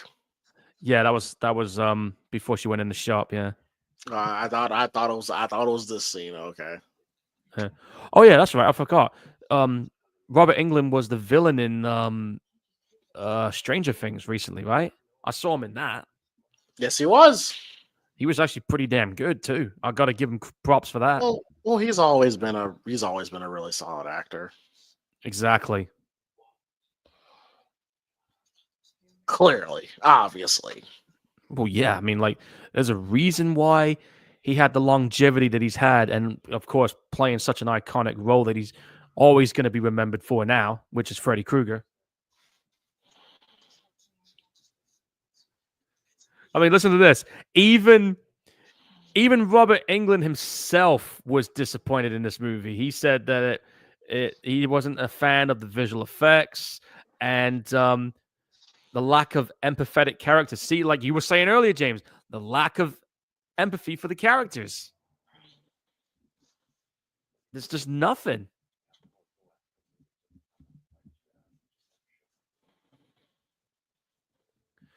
Well, we're about to hit the third and final act of this movie, folks.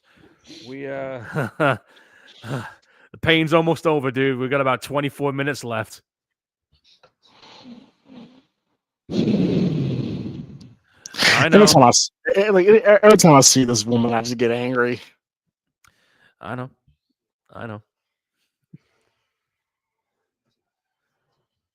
Yeah, I don't like her, Paul. I know you don't. I mean, some people like her. I mean, again, she went on to have a pretty good career after this, but sucking dicks in Hollywood will do that. No, I don't know about that, but but I see your point. Oh, what you think she's off talent? Okay, Paul. Dude,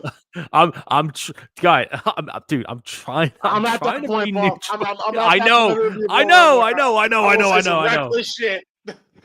All right, but be careful, okay? We don't want to lose this channel, okay, bro? We can't do that. But I get where you're coming from, dude. You're right. I get where you're coming right. from. I mean, I mean, even I am trying to be as neutral as I can be, but I can't help it sometimes. I've been going off on this as a little bit too. But all I'm saying is somebody else can play Freddy. Like somebody can easily play Freddy. Okay, you can get someone unknown as long as that person doesn't come in and try to be Robert Englund. They could go in and implement some nuances from Robert Englund's portrayal. Oh, he just slapped her. Damn, never mind.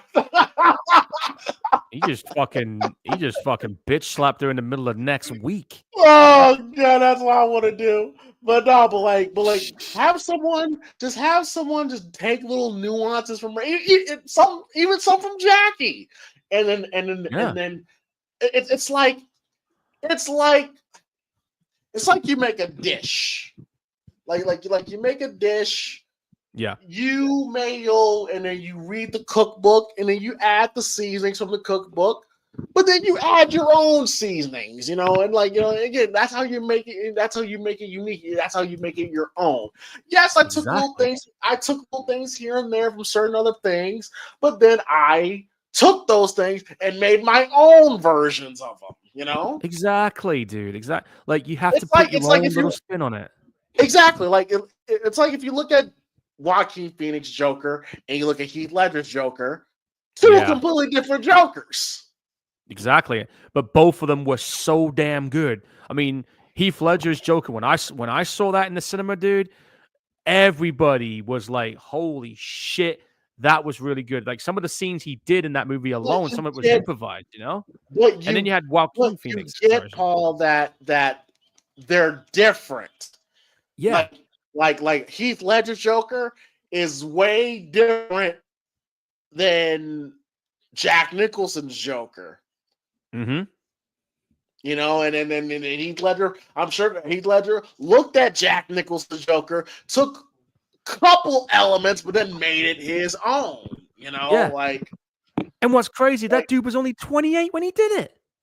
Exactly. So when I say somebody can come in and play Freddy, again, as long as I'm doing like an impression of Robert Englund, keep the essence, but and don't let it be. And people say, I want to be Kevin Bacon. Well, you're gonna run into the same fucking problems with Kevin Bacon. Kevin Bacon's he's approaching 70. Again, think, people, think. Kevin Bacon right now is he's got to be about 64, 60. Let me check that a minute here, guys. I know he's in his 60s. He has to be. All right, here we go. He's 66. He was recently in a TV series on Amazon called The Bondsman, which I heard was not too bad, but I heard it got canceled after one season. I ain't watched it yet, but I've heard some good stuff about it.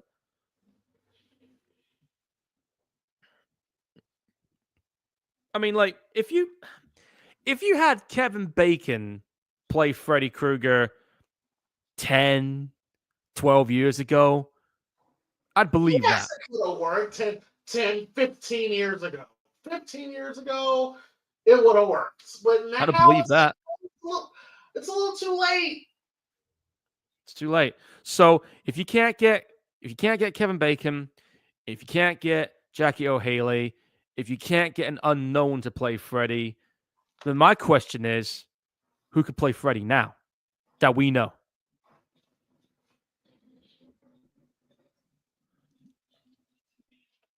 If they're going to take a chance on an established name and not an unknown. Even with the recent Halloween films. James Jude Courtney.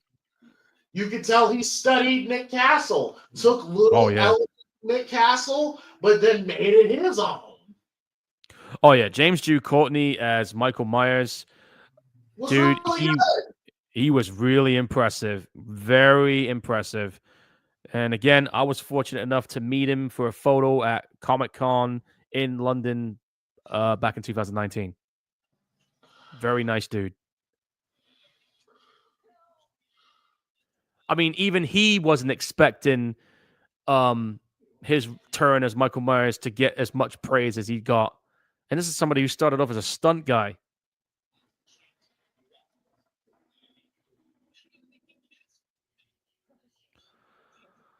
Lady, show some emotion, please. This guy's giving you all the emotion and you're not giving shit. First of all, if Freddy's doing this, if he is doing some very nefarious things with kids, why does he need the glove? A Because fetish he's thing, maybe? He's always had that glove. Like, why does he have the glove? Because I guess he feels like he's got some form of power when you have a weapon like that. I mean, that can happen to people, man. You give them something to fear, then they feel that object or whatever gives them some sense of power. Maybe, I don't know. Maybe that's what's going on in the psychology of things.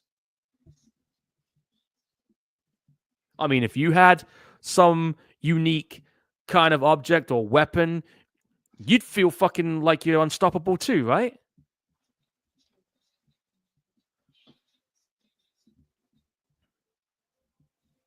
I don't know. Maybe that's the reason behind it. But honestly, I can interpret that in a lot of ways when it comes to that glove.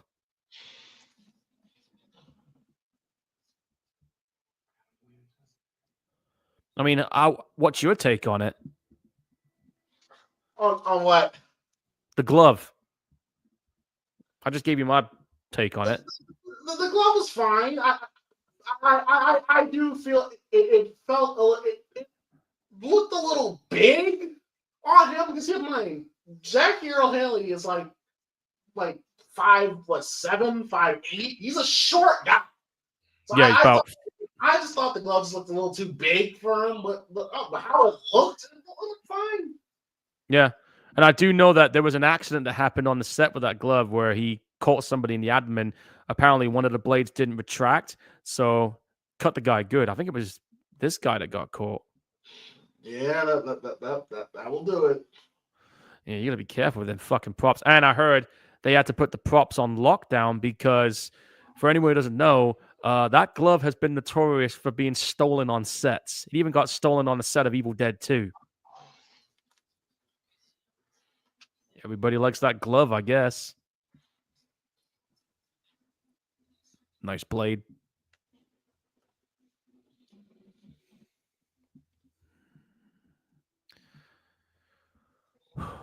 So now this is the part where I guess in a way we're going to find out why he's doing this to them.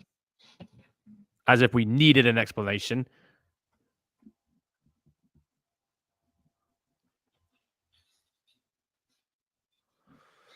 Who did the cinematography for this? Because I swear they had the same guy who did the TCM movies doing this. No, I was wrong. It's Jeff Cutter.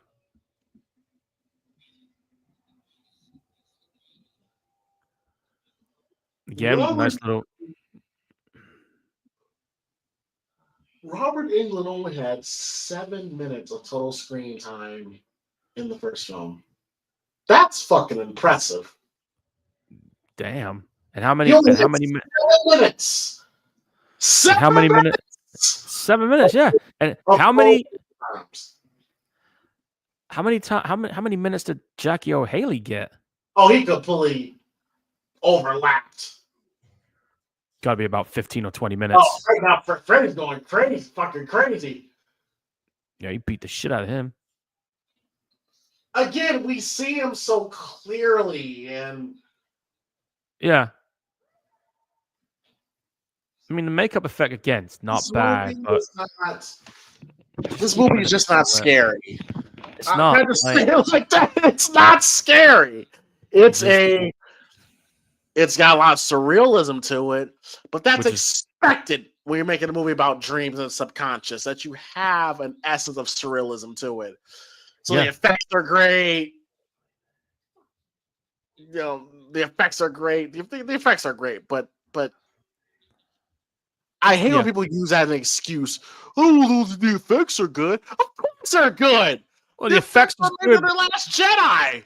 Yeah, I mean, like, hey, dude, the effects are good, but that's not enough to save a movie. I We don't all think know this. Jackie Earl Hill does not do a bad job. It's a different type of Freddy Krueger. Yeah, I've said this numerous times. I had no problem with him playing Freddy. None whatsoever. It's just the way it was handled.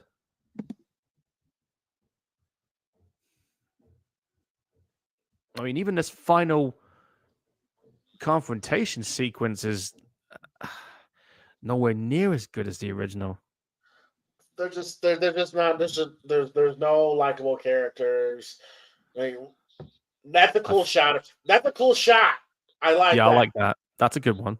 See how the lights on his face there? That's how Freddy should have been throughout the whole movie. That's how it should have been. That's how it should have been, dude. Doesn't people of honor like go boo? It doesn't do that. Yeah, well, that's coming up where it's just like boo, just shows up right there. Now that's cool. I will say that's the way he showed up in the closet, and he that was good. To the closet door. That was good. I thought that was cool. This looks pretty cool. Run down the hallway. I like that. And that was a nice little transition. As an effect, I like it. Him in the background.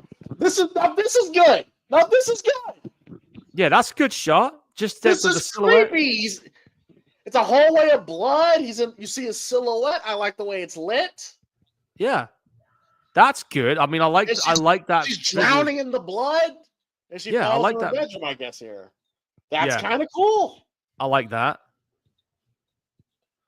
And it's a callback to Johnny Depp's. And it's a callback to Johnny Depp. Yeah, that was the throwback right there, but done differently. See, if you did it differently like that, that's where you can do some good shit. But that's another good silhouette shot there with Freddy. I'm just gonna put that out there. Wait, why now? Why now are they doing all this? Why show Michelle now? He looks great. Oh god, this movie pisses me off. Why are they doing things now that they should have did at the very beginning? I don't know, dude. Somebody clearly dropped the fucking ball here.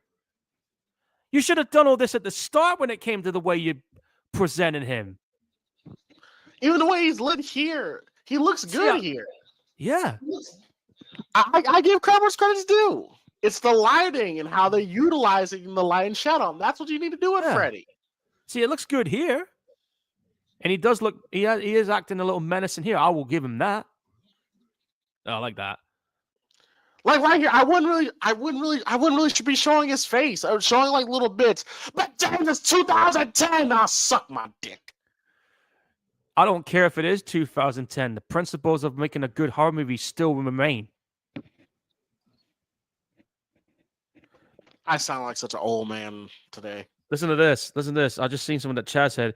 Robert Englund said he would play Freddy again under one condition: animate it. How do you feel about that? That would work, but you'd have to make it a CG movie at that point. Yeah, that's true, but I don't think fans would like that either. No. Some would get it, but not a lot is what I'm getting at that point.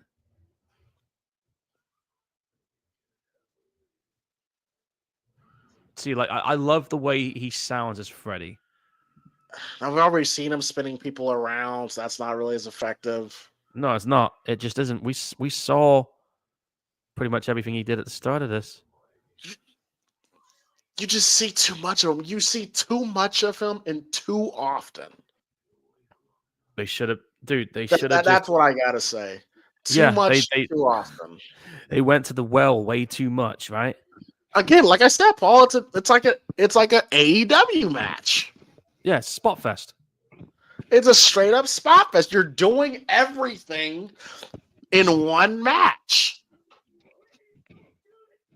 And they wonder why people don't watch their shit no more? Exhibit A.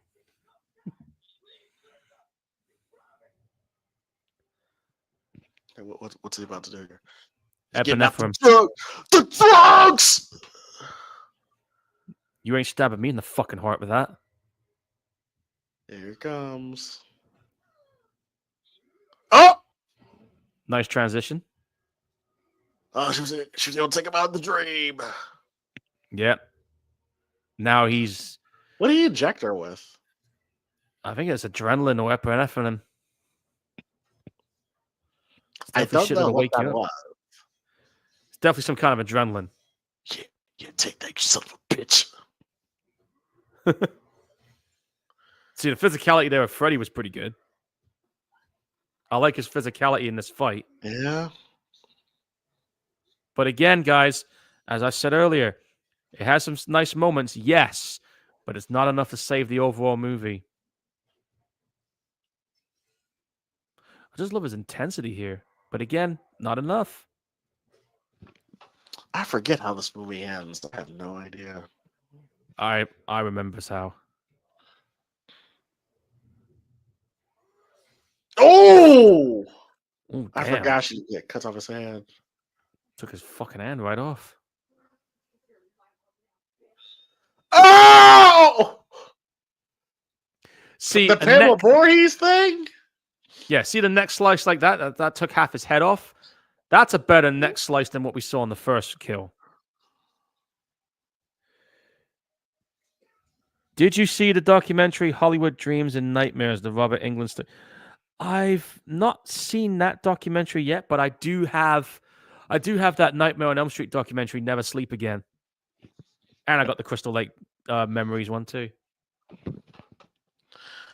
Paul, she straight up ripped off Freddy versus Jason. Of course she did. Welcome to my world, bitch! I remember that. You know how bad you got to be to rip off Freddy versus Jason?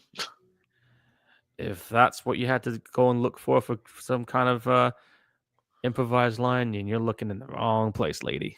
Where the fuck were they? Were they at the school? Yeah, the old abandoned school.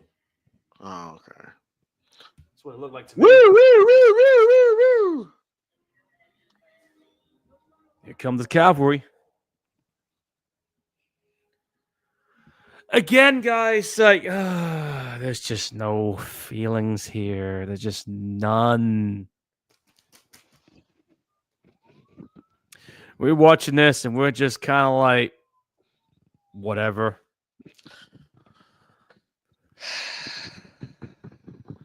Would that be the overall opinion That is the here? closest to a smile out of Rudy Murray we've gotten all throughout this movie.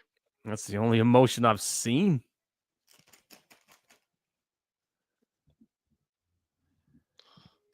I mean, she's not a bad looking woman. Like she ain't. She's a good looking woman. She's just lifeless. Yeah. I'm sure she's probably improved as an actress now, but back then, nah, dude. Nah, something's about to happen. Something's about to happen here. Yes, I remember what happens here. It's I'll just say it involves a mirror. Doesn't look like her mom. Looks like her older sister. It does, doesn't it? Yeah. You know what would be cool if the mom walked away. She. Wait I was just thinking that. Oh, that's weird. Bang. I like that. And that's it. And I like, and the dream. It fits. Yeah. It fits. It definitely does fit. Yeah. That's a good. I don't mind that ending. No, that ending I was don't good. mind that ending. That ending was good. That was gonna open the door for a sequel. It's better than Robert dragging the doll through the door in the original. Yeah, I remember that. I actually prefer the ending on this one compared to the original. I will say that when it comes to how the mom gets killed. But like I said, that was going to leave the door wide open for a sequel. And yeah, okay, this movie did make $117 million against a budget of $35 million. it was the highest grossing movie in this franchise. Okay, fair enough. But the overall reaction from the critics, the fans, and even the Hollywood industry itself. Like I said, guys, this is the movie that almost killed Platinum Dunes, right? And they never made another. Their phone never rang for another job until 2 years later when they had a resurgence with the Purge movies. Now, in terms of critical responses, listen to this: Rotten Tomatoes, 14%. That says a lot. Yes, and yeah, we haven't had a nightmare film since, and 15 years. that kind of tells you everything you need to know. And yeah, folks, that was Nightmare on Elm Street 2010, and 10 years ago when I reviewed this film, I hated this movie, and I still do.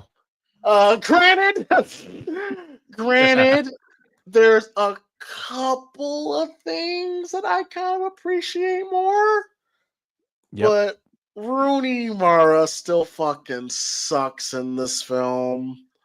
I know. I remember shitting on Jackie Earle Haley's performance, but now I'm like, okay, he wasn't bad. In fact, like you said, Paul, he did the best he could do with the material he was given. Yeah. But that's it. I don't like nobody in this film. Yeah, like I said, there are some small bits that was okay, but it wasn't enough to save this. Paul, before you give your final thoughts, listen, I need to. No, go ahead, let it out. I need to take a quick walk for a second, so we're gonna take a quick little intermission. Paul, if you have your movie news ready, we're gonna take a quick little intermission. I gotta take a walk for a second. God, yeah, I'm gonna dig up some movie news. I'll be here digging. That's right. You so-called Christian-looking whores. That's it. Jumping in some church, flapping your ankle chains around, all on the choir, breasts hanging out, lips all red, nails painted red, purple, blue, green, long like bird claws, all this fake hair, breast implants, toenails painted with little fake diamonds in it. Your toes ain't richer. You're nothing but a prostitute. Amen. Yeah, man. Wonderful prostitute. Go to church now. Go to church. That's right. Got nothing but a singing hoe, a shouting hoe, a organ playing hoe, a choir director hoe. Hey, preacher. If what I just said describe your wife, you're married to a hoe.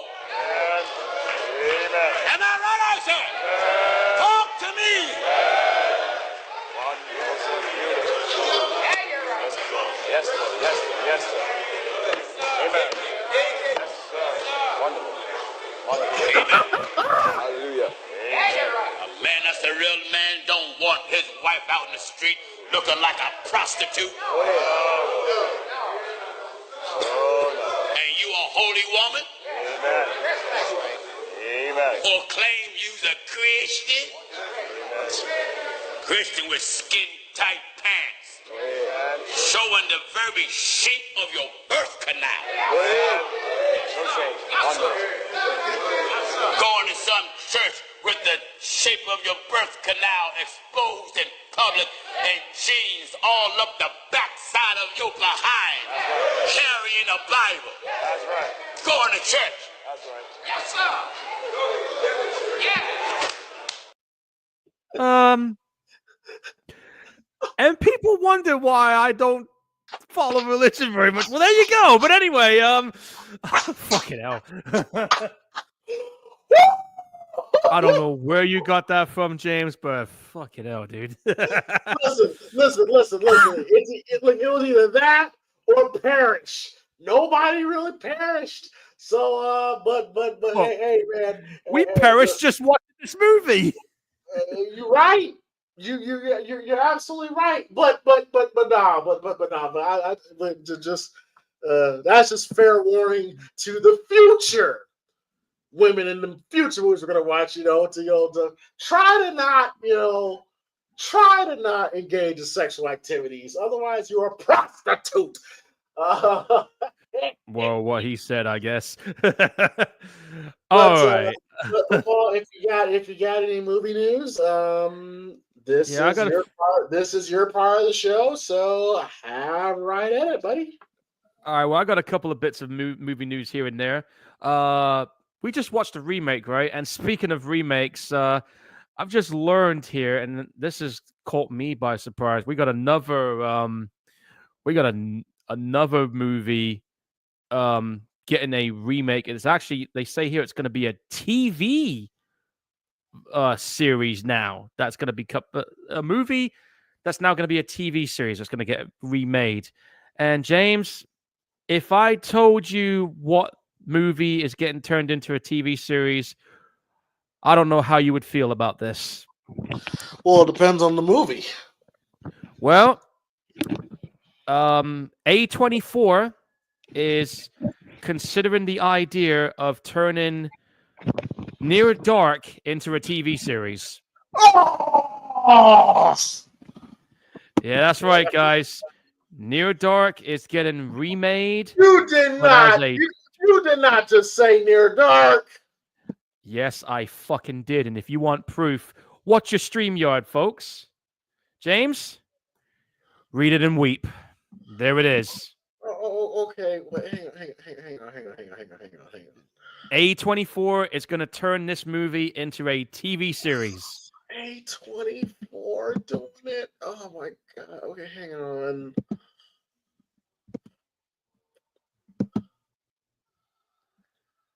And it's Near Dark. I said it. Can y'all? Okay, all right. Near Dark, one of the most underrated vampire movies ever made, could be on track to become a TV series. The 1987 neo-western starring Bill Paxton, considered a seminal work in the vampire genre. And an essential film by Academy Award-winning Catherine Bigelow. Yes, we all know that. Okay. By A24 as part of their expansion to the TV medium. Industry school special Jeff Snyder, whatever, is reporting the N. Snyder, that's corny as hell, that A24 could be picking up a TV adaptation of the classic. Snyder is also teasing Bigelow's participation sequel. Originally, film falls Caleb Colton. We know the plot. Okay, and all right. So here's the question I'm going to put out there, folks. First of all, you're remaking probably one of the best vampire movies to come out of the 80s. And the other question is, and this is going to be the biggest one that me and James is going to have to try and figure out here, who the fuck are you going to get to play those vampires? Because Lance Hendrickson, Bill Paxton, Vasquez, it's gonna be pretty difficult to get Bill Paxton to do it. No, Bill Paxton's dead. Lance Hendrickson's in his 80s. So my question to you folks is, and James, you could have just said he passed away. You say he's dead. God damn. James, in case you haven't noticed, and for folks who don't know, I'm someone who I'm on the autistic spectrum. I'm a Sagittarius. Put those two combinations together, we're known for saying things bluntly, and I'll just put it bluntly as it is. Sorry, guys, that's just my bluntness as someone who is a Sagittarius. So my question again is, who could play these characters? Who in the acting world today can play those three characters? Who? We just spent damn near 2 hours. I know that, and this news just landed on my lap. You can get anybody to play the Bill Paxton role. You can get anybody, just as long as it's not like a copy and paste. Now, granted, this will be a TV show, so this will allow more room to add nuance, but But right now, in today's landscape of acting, I don't know who the fuck is playing these roles. I don't know either. Check this out. Chaz has just said here, Netflix TV series, Crystal Lake TV series. What's next? The Halloween TV series? Well, I hate to say They're this to you, working Chaz. on it. They're working They on are. it. And it's going to be a prequel involving Loomis. That is happening. So I will say, Paul, I am more looking forward to the Crystal Lake series. If they do a Halloween TV series, look, we all love Dr. Loomis, but I really don't care to see his life before Michael. no.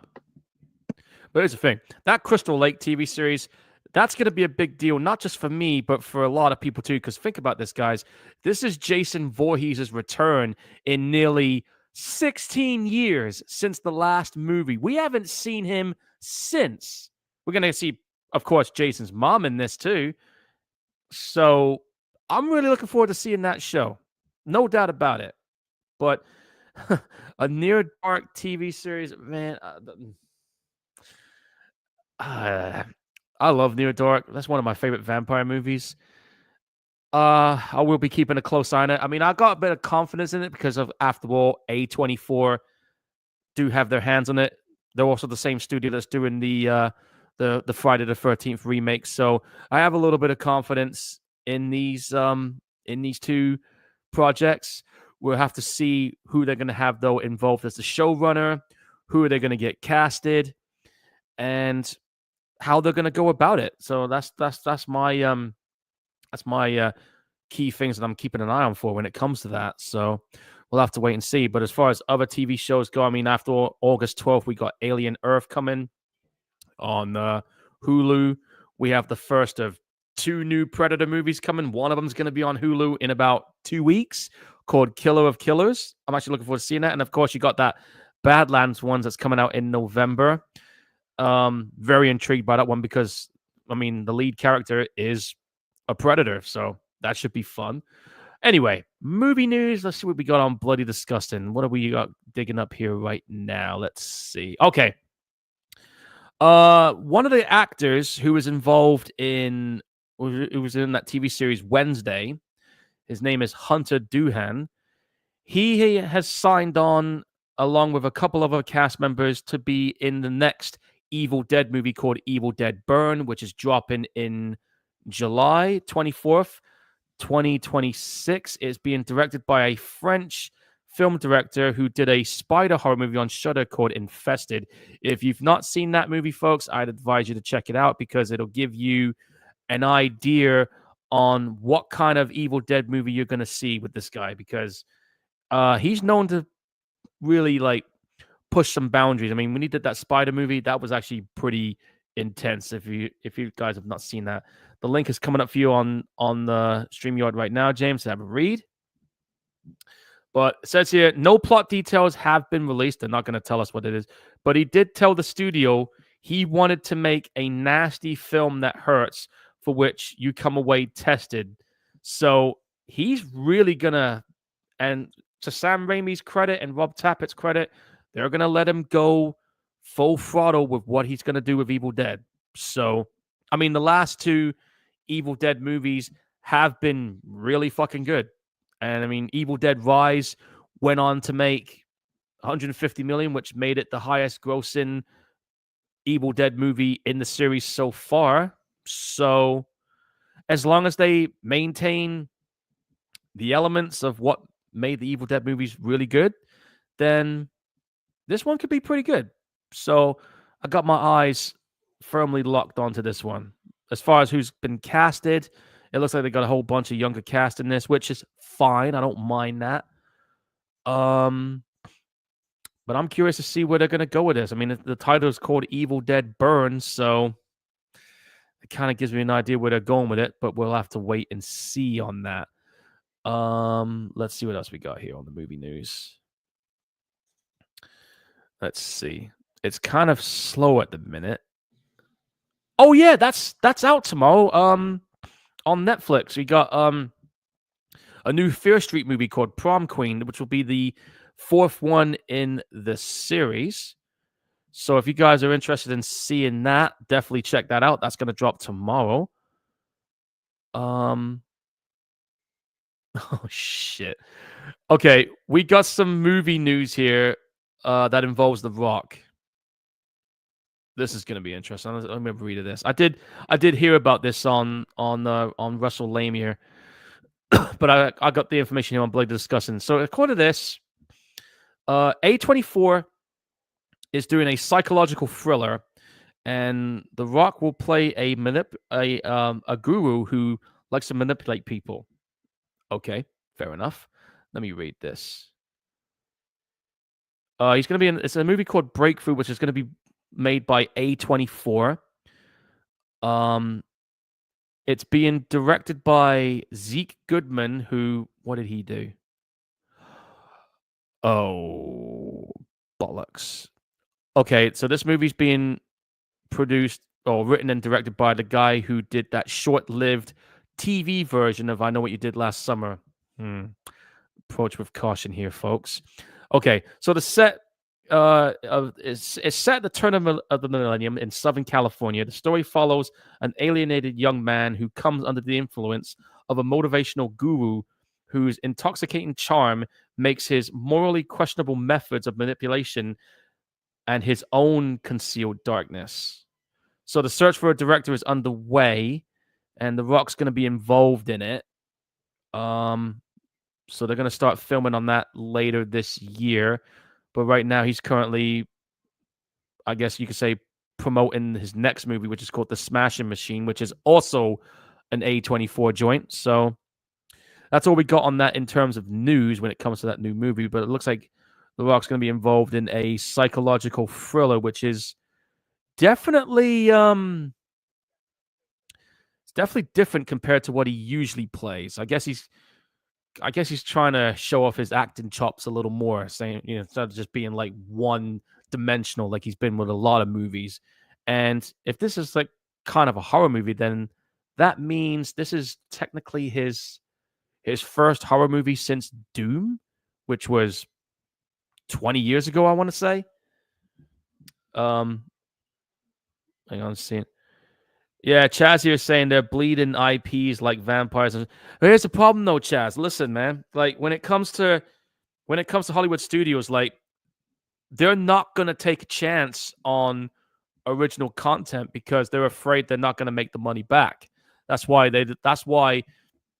they're going with like doing sequels or remakes or reboots or prequels of all these well-known establishes because they know there's an audience for it, and they know they're going to make a shit ton of money out of it. So that's one of the reasons why we've been seeing a lot of these well-known established films making returns or sequels. Some of them turn out to be really surprisingly good, and some of them turn out to be like an absolute shit show, like the one we just watched. You know what I'm saying? So that's the issue there when it comes to that. I mean, I think you could say the only original slasher movie that's come out that has made headwaves, whether people agree with it or not, would be the Terrifier series. So that's the only original IP I've seen that's gone on to make headwaves when people thought it never would. So there's that. Okay, so what else we got here? Hey, did you know about this, James?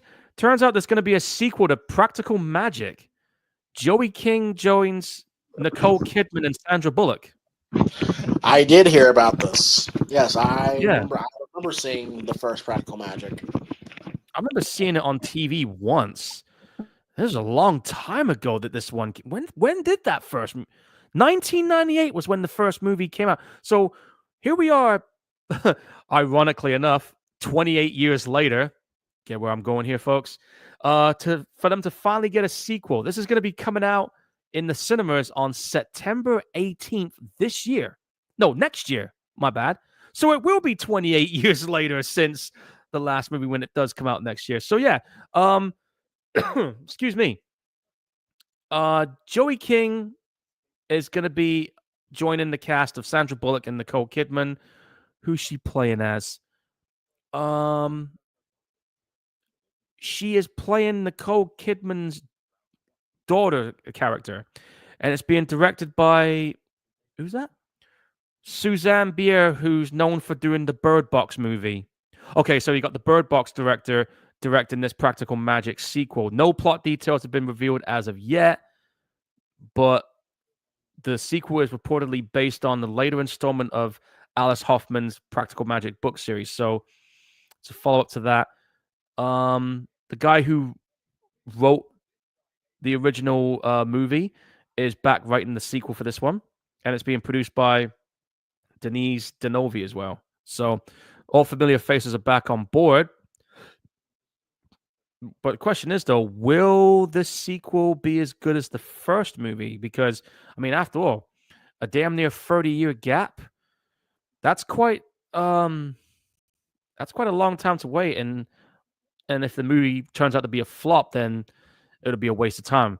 I mean, the only maybe one or two movies I know where you had the long wait for it, but ended up being good would be Mad Max Fury Road. That's the only one that's off the top of my head that I can think of where we waited damn near 30 years and it turned out to be surprisingly good. So there's that one that I can think of as an example. Other movie news here. Oh yeah. I got something when it relates to the new 28 movie. Tomorrow, I don't know which cinemas it's gonna be in, but tomorrow, for one day only, 28 days later, we'll be back in the cinemas. So, James, if it's in your local cinema, I suggest you make it a point to go ahead and check that out in the cinema. And the reason I say that is because during the cinema showing, they will show some kind of sneak peek when it involves the upcoming 28 years later. Interesting. So that's going to be an interesting one to check out. What else we got here? Just checking the posts because everything seems to be a lot of it's like DVD news or whatever. Listen to this. The Maniac Cop trilogy is going to get a novel series by Christian Francis. Okay, so we haven't technically got a new movie, but for anyone who doesn't know, folks, yes, we have so far. We've watched the first two Maniac Cop movies. We've still yet to watch Maniac Cop 3. This is going to be written by an Echo On editor-in-chief, Christian Francis, who did a novel version of Wishmaster Session 9 and the forthcoming In the Mouth of Madness. So this guy's known for doing novels based on well-known horror books or horror films. So now he's going to be taking a stab at Maniac Cop. That's going to be interesting because I've seen all three movies, and I've seen, as you know, James, like when you see a movie film, when they do a book on it, sometimes they do things differently that you never had on the film, when you got a movie based on a book, they do things differently on the film than when you get on the book. You know what I'm saying? So you got that happening. Like, for example, if you want to talk about movies based on a book, I mean, in the 7th of November this year, we got a remake of The Running Man coming out. And I've actually, my friend Philip told me that the book is very different compared to the movie. So they say this movie's going to be a lot more closer to the book this time around. So I'm actually interested to see how that's going to play out. It's being directed by Edgar Wright, who did films like Hot Fuzz and Shaun of the Dead. So that's a very capable filmmaker there. And as for the guy who's playing Ben Richards, this is quite an interesting choice. It's being played by Glenn Powell, who, if I remember correctly, he was that tornado chaser in the recent Twister sequel. So this is going to be a very different version of the Running Man. So it's going to be curious to see how that one plays out. Now I don't know if you saw this one, James, but did you see the trailer for the upcoming TV series based on It called Welcome to Derry? I saw clips. I mean, yeah, I was So what? I didn't like the new It film, so it really doesn't matter to me. But a lot of people seem to be looking. Now, is this supposed to be a prequel? I'm Yeah, this is a assuming. pre. Yeah, it's a prequel set in 1962. It's set before the first two movies. Here's the thing, though, right? Um, I know you're not a fan of the recent two It movies. Um, I actually, as much as I love the TV series, and don't get me wrong, I love that TV series because that's how I first knew about the character. But I will admit, I did like the two movies. I like the first one a little more than the second one, of course, because those ones felt more closer to the book, if you know what I'm saying. So that's why that one resonated slightly more to me than the TV show does. But yeah, we got a TV series coming for that. That's going to be dropping on Max, I think, at the end of this year. And I know that Bill Skarsgård is going to be back playing as Pennywise. So definitely curious to see how the story builds up to the events of what we saw in the movies. So that'll be quite an interesting watch. I don't know how many episodes it's going to have, but from what I saw in the trailer, it does look like it could be worth a watch at least. So we'll have to see when that one drops. So one more. See if I can find one more bit of news here. I'm trying to find something right now. I'm just digging. um, nope, that's old news. No. Nope, that's old. Yeah, here's the one for you. There was a movie trailer that one of my friends told me about. It's a movie called Dangerous Animals. I think I shared you the YouTube trailer for it on your chat box a while back. It's kind of like it's a serial killer that Oh, has about this. the sharks. Yeah, that looks interesting to me. The idea of a serial killer who has this ritual of feeding people to sharks. So you got like it's like a half shark movie, half serial killer thriller. And apparently it's been getting some good reviews, especially the guy who's playing the killer, who, shockingly enough, is an actor that we're not a fan of initially. And that's Jai Courtney. I'm already People turned say, off. Already turned off. yeah, but apparently people are saying he puts on a fucking good performance as this killer. That remained to be seen. I mean, if I remember correctly, he was in the Terminator Suicide. Genesis. Yeah, he was Oh, also in Suicide Squad. I know he was in that. But I'm talking about like the Suicide Squad, which with Cena and Idris Elba. Yeah, he was also in. I remember thinking his acting was better then. Okay, so it appears to be better. But every time I see that guy, I think of Jenna shits. Yeah, I will say he did have a pretty good performance in that Spartacus Blood and Sand TV series. He had a pretty good role in that too. So he does have, I guess you could say, some kind of acting chops, but it depends on the role and the situation he gets put in. So he definitely didn't. I will say this: he definitely did not work as John Connor in Terminator Genesis. I'll be the first one to put my hand up and say that straight off the rib. Him as Boomerang in the Suicide Squad movies, yeah, he was good in that. John McClane's son in that Die Hard movie, yeah, it's kind of happy with me with that one.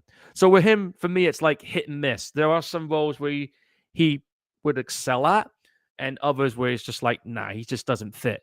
So him playing this killer in this shark movie, then it could probably work. It's going to be dropping in the cinemas on June 6th, so I don't know, maybe. And Chaz here is saying maybe the success of that vampire movie Sinners inspired these studios to take some chances on some. Yeah, you might be right. Here's the thing, man. I have yet to see that movie Sinners. I've heard good things about it, though. I mean, have you seen it yet, James? I have not yet. Yeah, me neither. I mean, it's available to rent on Amazon Prime right now, so I might be tempted to rent it and see what I think of it, or maybe save it for a future episode. I don't know, but I definitely at some point want to check it out. So it's on my to-do list, folks. It's definitely on my to-do list. But yeah, that Near Dark TV series remake that wasn't on my bingo card for this year. I will say that it was not on my bingo card. Well, that's pretty much all the news I can see right now that's noteworthy. I'm sure there's going to be some more later on as we go through the year. But who's going to drop their thoughts on this Nightmare on Elm Street film first? You or me? I'm gonna go ahead and get this out the way. Okay, all right. Go. Listen.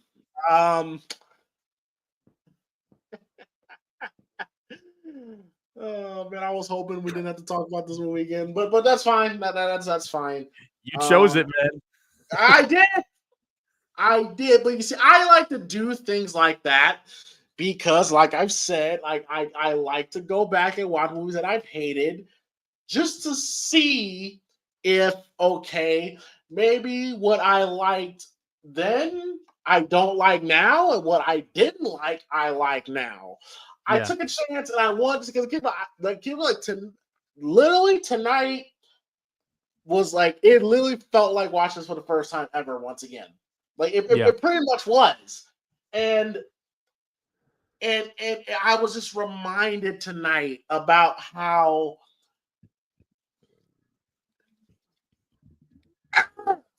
Rooney Mara was as a final girl. The worst final girl in this franchise. Okay, listen, Lisa Wilcox,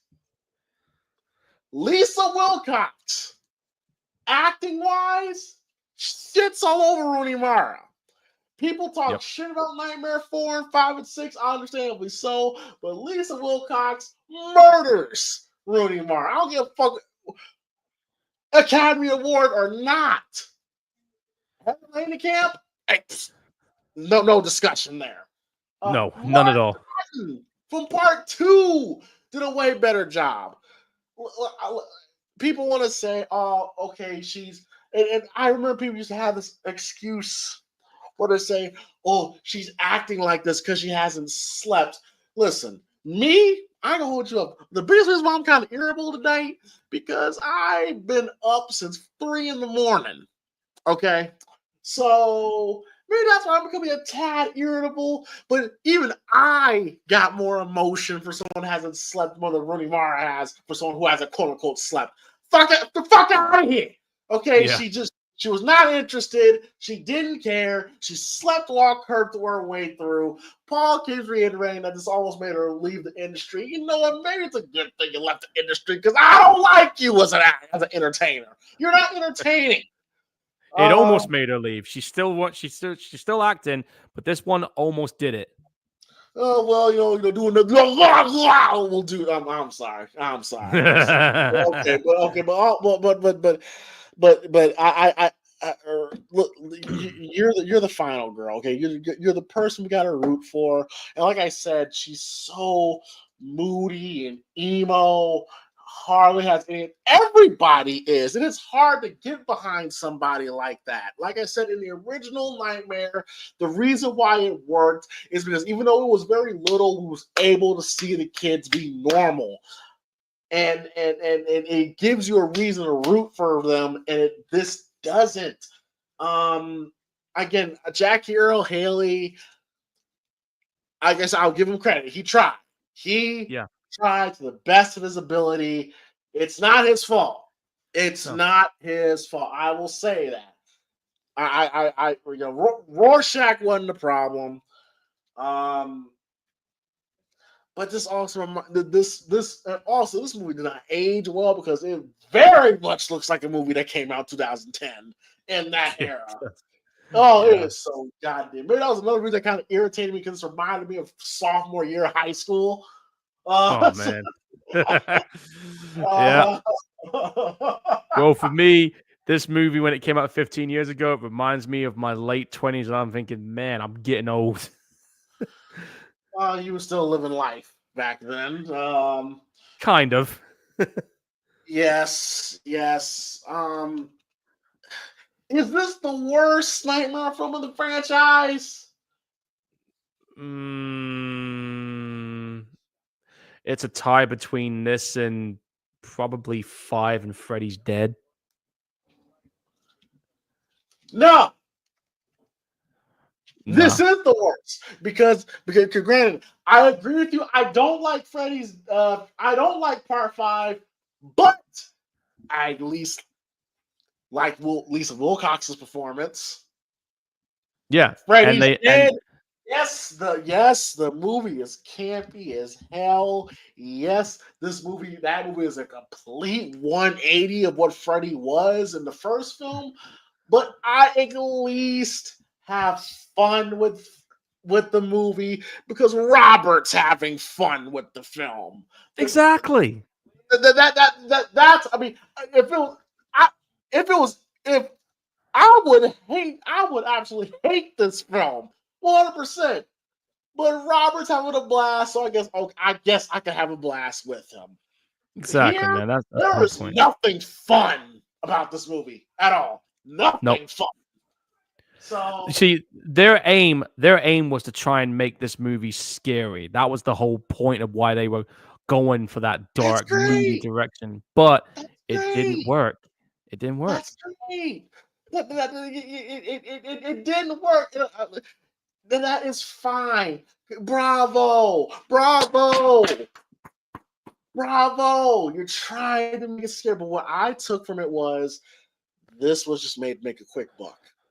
Yeah. This is made to make a quick buck. And they knew it would make a quick buck. Because like you said, Paul, like, how much money did it make at the box office again?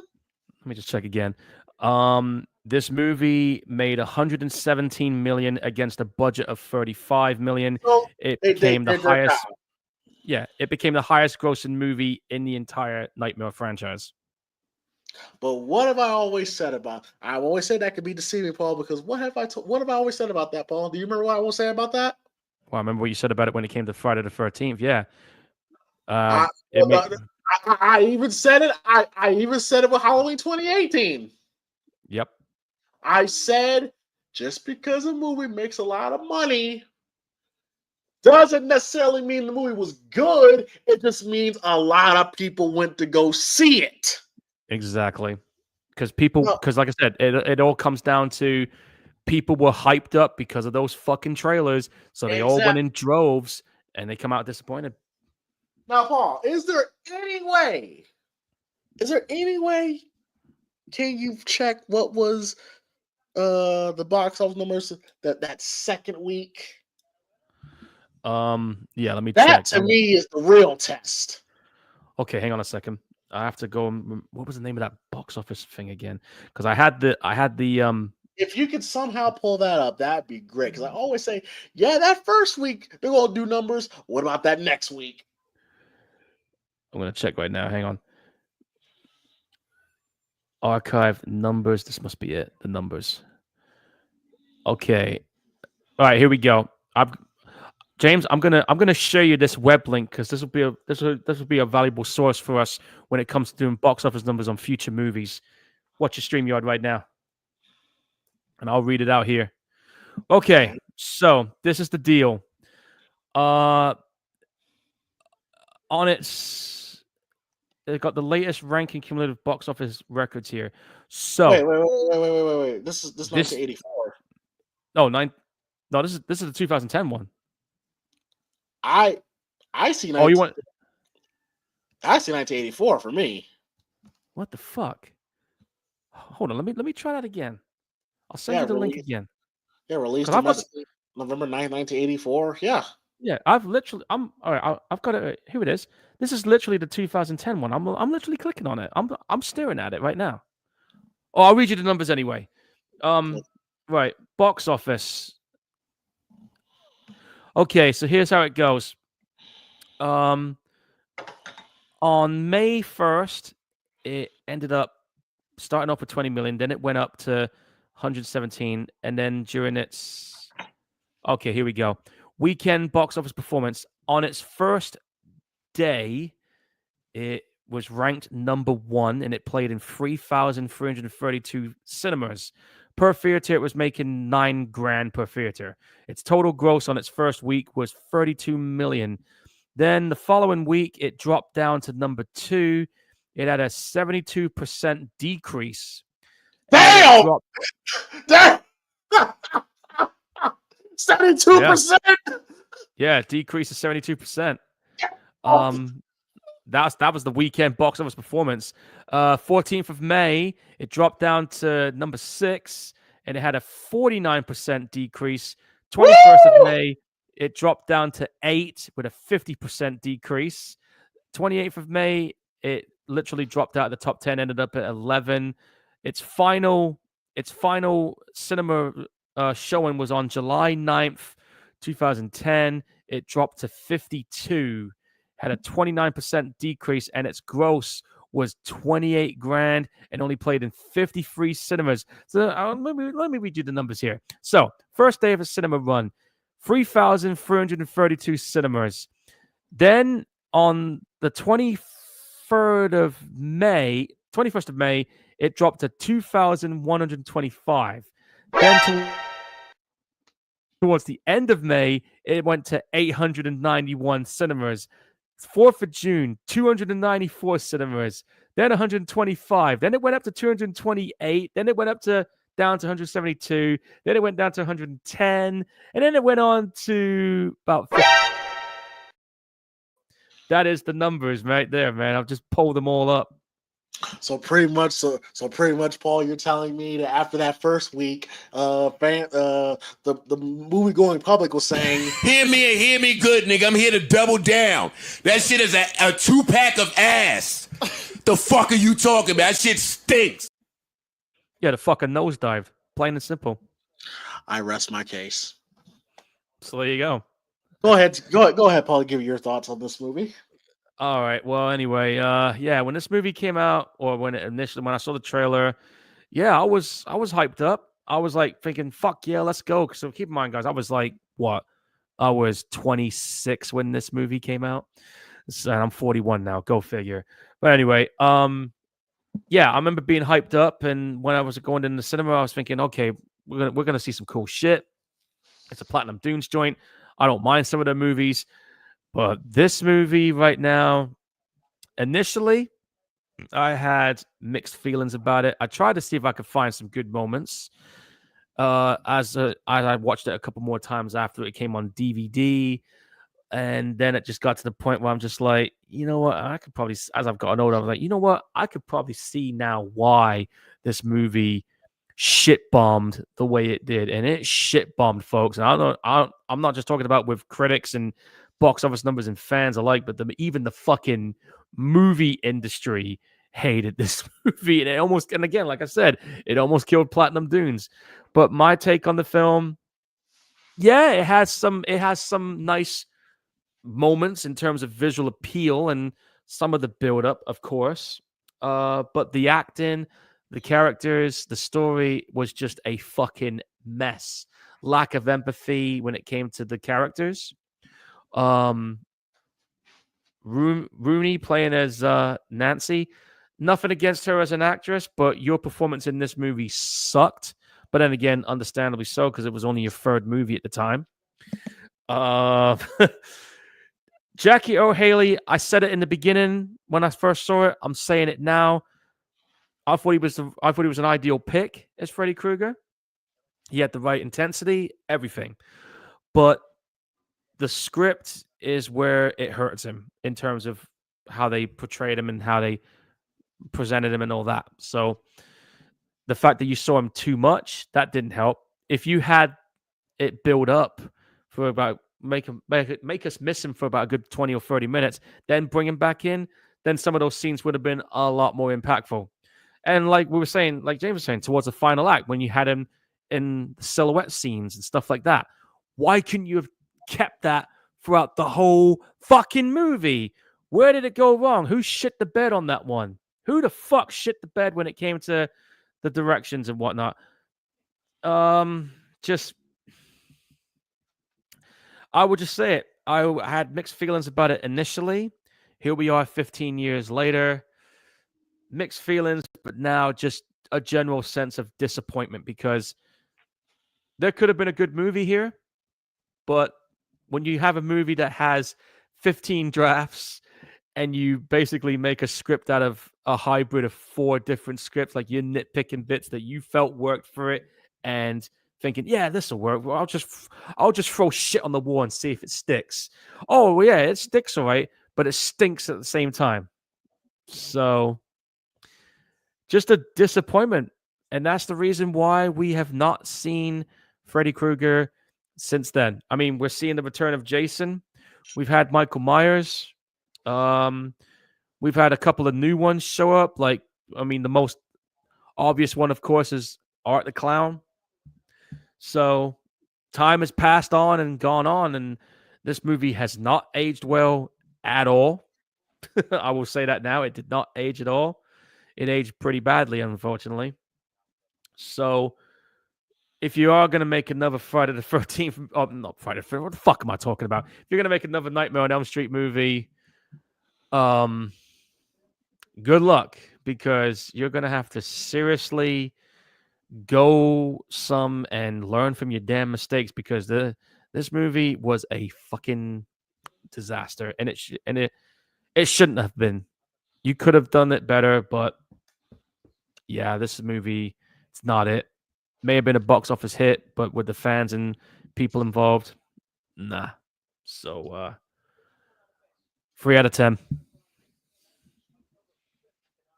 Yeah, this wasn't it. This wasn't it. This wasn't it. This wasn't it. No. Yeah, I fart on this movie. I'd do worse, but I'm gonna leave it alone. All right, so Paul, what do you have planned for episode 110? Episode 110, huh? Gorehounds. Well, we had a certain movie I did where we had a sequel for it. So I'm going to continue that trend. As you guys know, there's going to be another horror slasher character making a comeback in July. And I figured, we're in the summertime right now, folks. And I figured, why not? We saw the first one a while back, so now's a good time. I still know what you did last summer. What do you got? Well, first of all, I just want to say I have no problem looking at our young prime Jennifer Love Hewitt and Brandy. And Jennifer Esposito. Where has she been lately? Which one you talking about? Jennifer Esposito. I remember she was in a shitload of films in the early 2000s, and she like just vanished. I'm gonna find out, see what she's been up to. Yeah, like I thought she was kind of fine, back in the day. Then she just disappeared. I'm like, last one I remember seeing her was like a movie called Crash. Really good movie, Crash. Oh yeah, I remember Crash. All right, Jennifer. Really good film.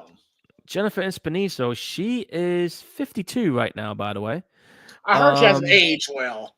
Is that true? I'm looking right now. I'm looking at a photo from 2008. Looks a little bit okay there. She was married to Bradley Cooper for a little while. Wow. Let me see what. Okay. Yeah, let me see what she's been doing after this movie. Okay, she was in a movie afterwards called Summer of Sam. That was that Spike Lee movie. I remember that. That was a good film. Yeah, I told you she was in the late early 2000s. She was in a lot of movies. Yeah, she was in Dracula 2000. Ugh. Yep. Masters of Disguise, Breaking All the Rules. Yes, Crash. Fucking good movie. 2008, she was in a movie called Conspiracy, which was directed by Adam Marcus, who did Jason Goes to Hell, and it had Val Kilmer in it. That looked like a straight-to-video gig from the sounds of that. Bending the Rules. She's Funny That Way, which is some kind of screwball comedy film. Another film here called Mary, which was a supernatural horror film. Looks like a straight-to-video outfit. Mob Town. Somewhere in Queens, which is a romantic comedy drama. The latest movie she was in was a film called Fresh Kills, and it was her directorial debut as well as starring in it too. Interesting. TV shows. Oh wow, she was in a TV show called The Boys. She's on The Boys? Yeah, playing Susan Rayner. 6 episodes she was in. She a recurring character? Yeah, 6 episodes. Not 2019 to 2020. Oh, okay. All right. She was in Law and Order Special Victims Unit, Blind Spot, NCSI, The Affair, the Looney Tunes Show, Blue Bloods. So she's still been around, but kind of low key-ish in some aspects. Oh, okay. So she's still around. Nice. Okay. All right. Cool. All right. So I still know what you did last summer. Well, that could be another rant from me. You never know. And then we got to dig out this hole that we're in, this potential 2-movie hole that put us in. And goddamn, I'm gonna take us out.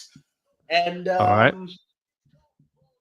And we haven't done this. No, we haven't. Okay.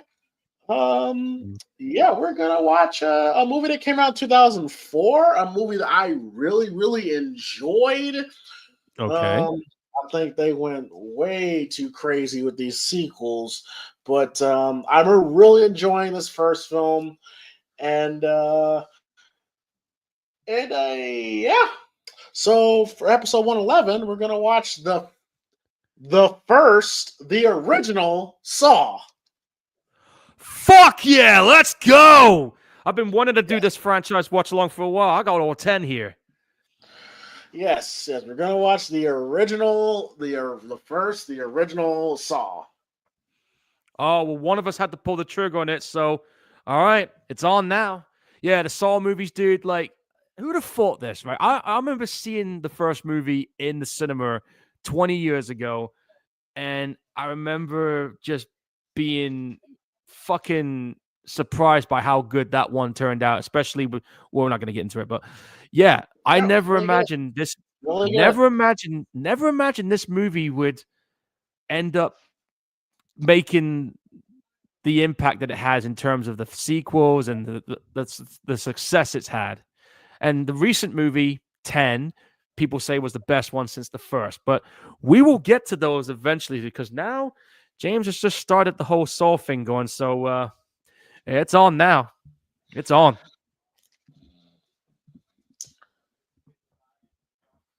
If you say so. you know what? You know I'm gonna go through those sequels, man. That's it. I don't know if that's a good idea, but okay. Hey, you remember that sequel policy? I told you after Saw 3 is when this franchise lost me. But okay, that's it. All right. Well, oh shit, we gotta get out of here. Okay. Paul, tell people where they can find you. All right. Well, if you're on Facebook, type in Paul Burke's Photography Corner. Got a whole bunch of photos from the gig I did last night. There'll be more this weekend, and of course on Tuesday as well. If you like horror movies, support indie horror. That's the name of the Facebook group. Check out a lot of cool content on there. Instagram, just type in Paul Gorehound Burt. Twitch is Gorehound1983. And if you want to see my photos on other platforms, there's Blue Sky as well. Just type in my name. And of course, you can find me over at the Primetime Podcast, which is my main professional wrestling channel.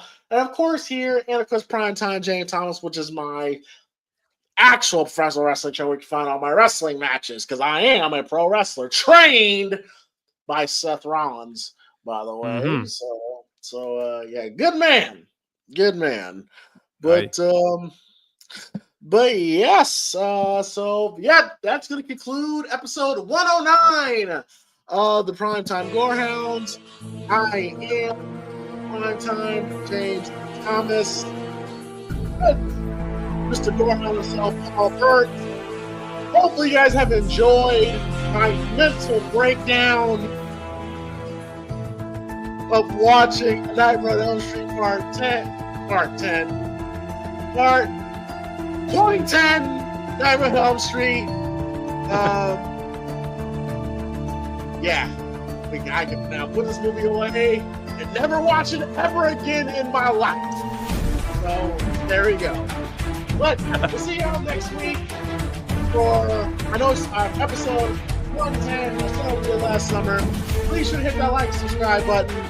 Have a great weekend. On behalf of all, we appreciate you guys. Thanks for rocking with us. Hit the like, subscribe button. If you want to donate to the Cash App, PrimePod313. Again, PrimePod313 is the official Cash App. Have a great night. Have a great weekend. We are out. Peace. See you laters.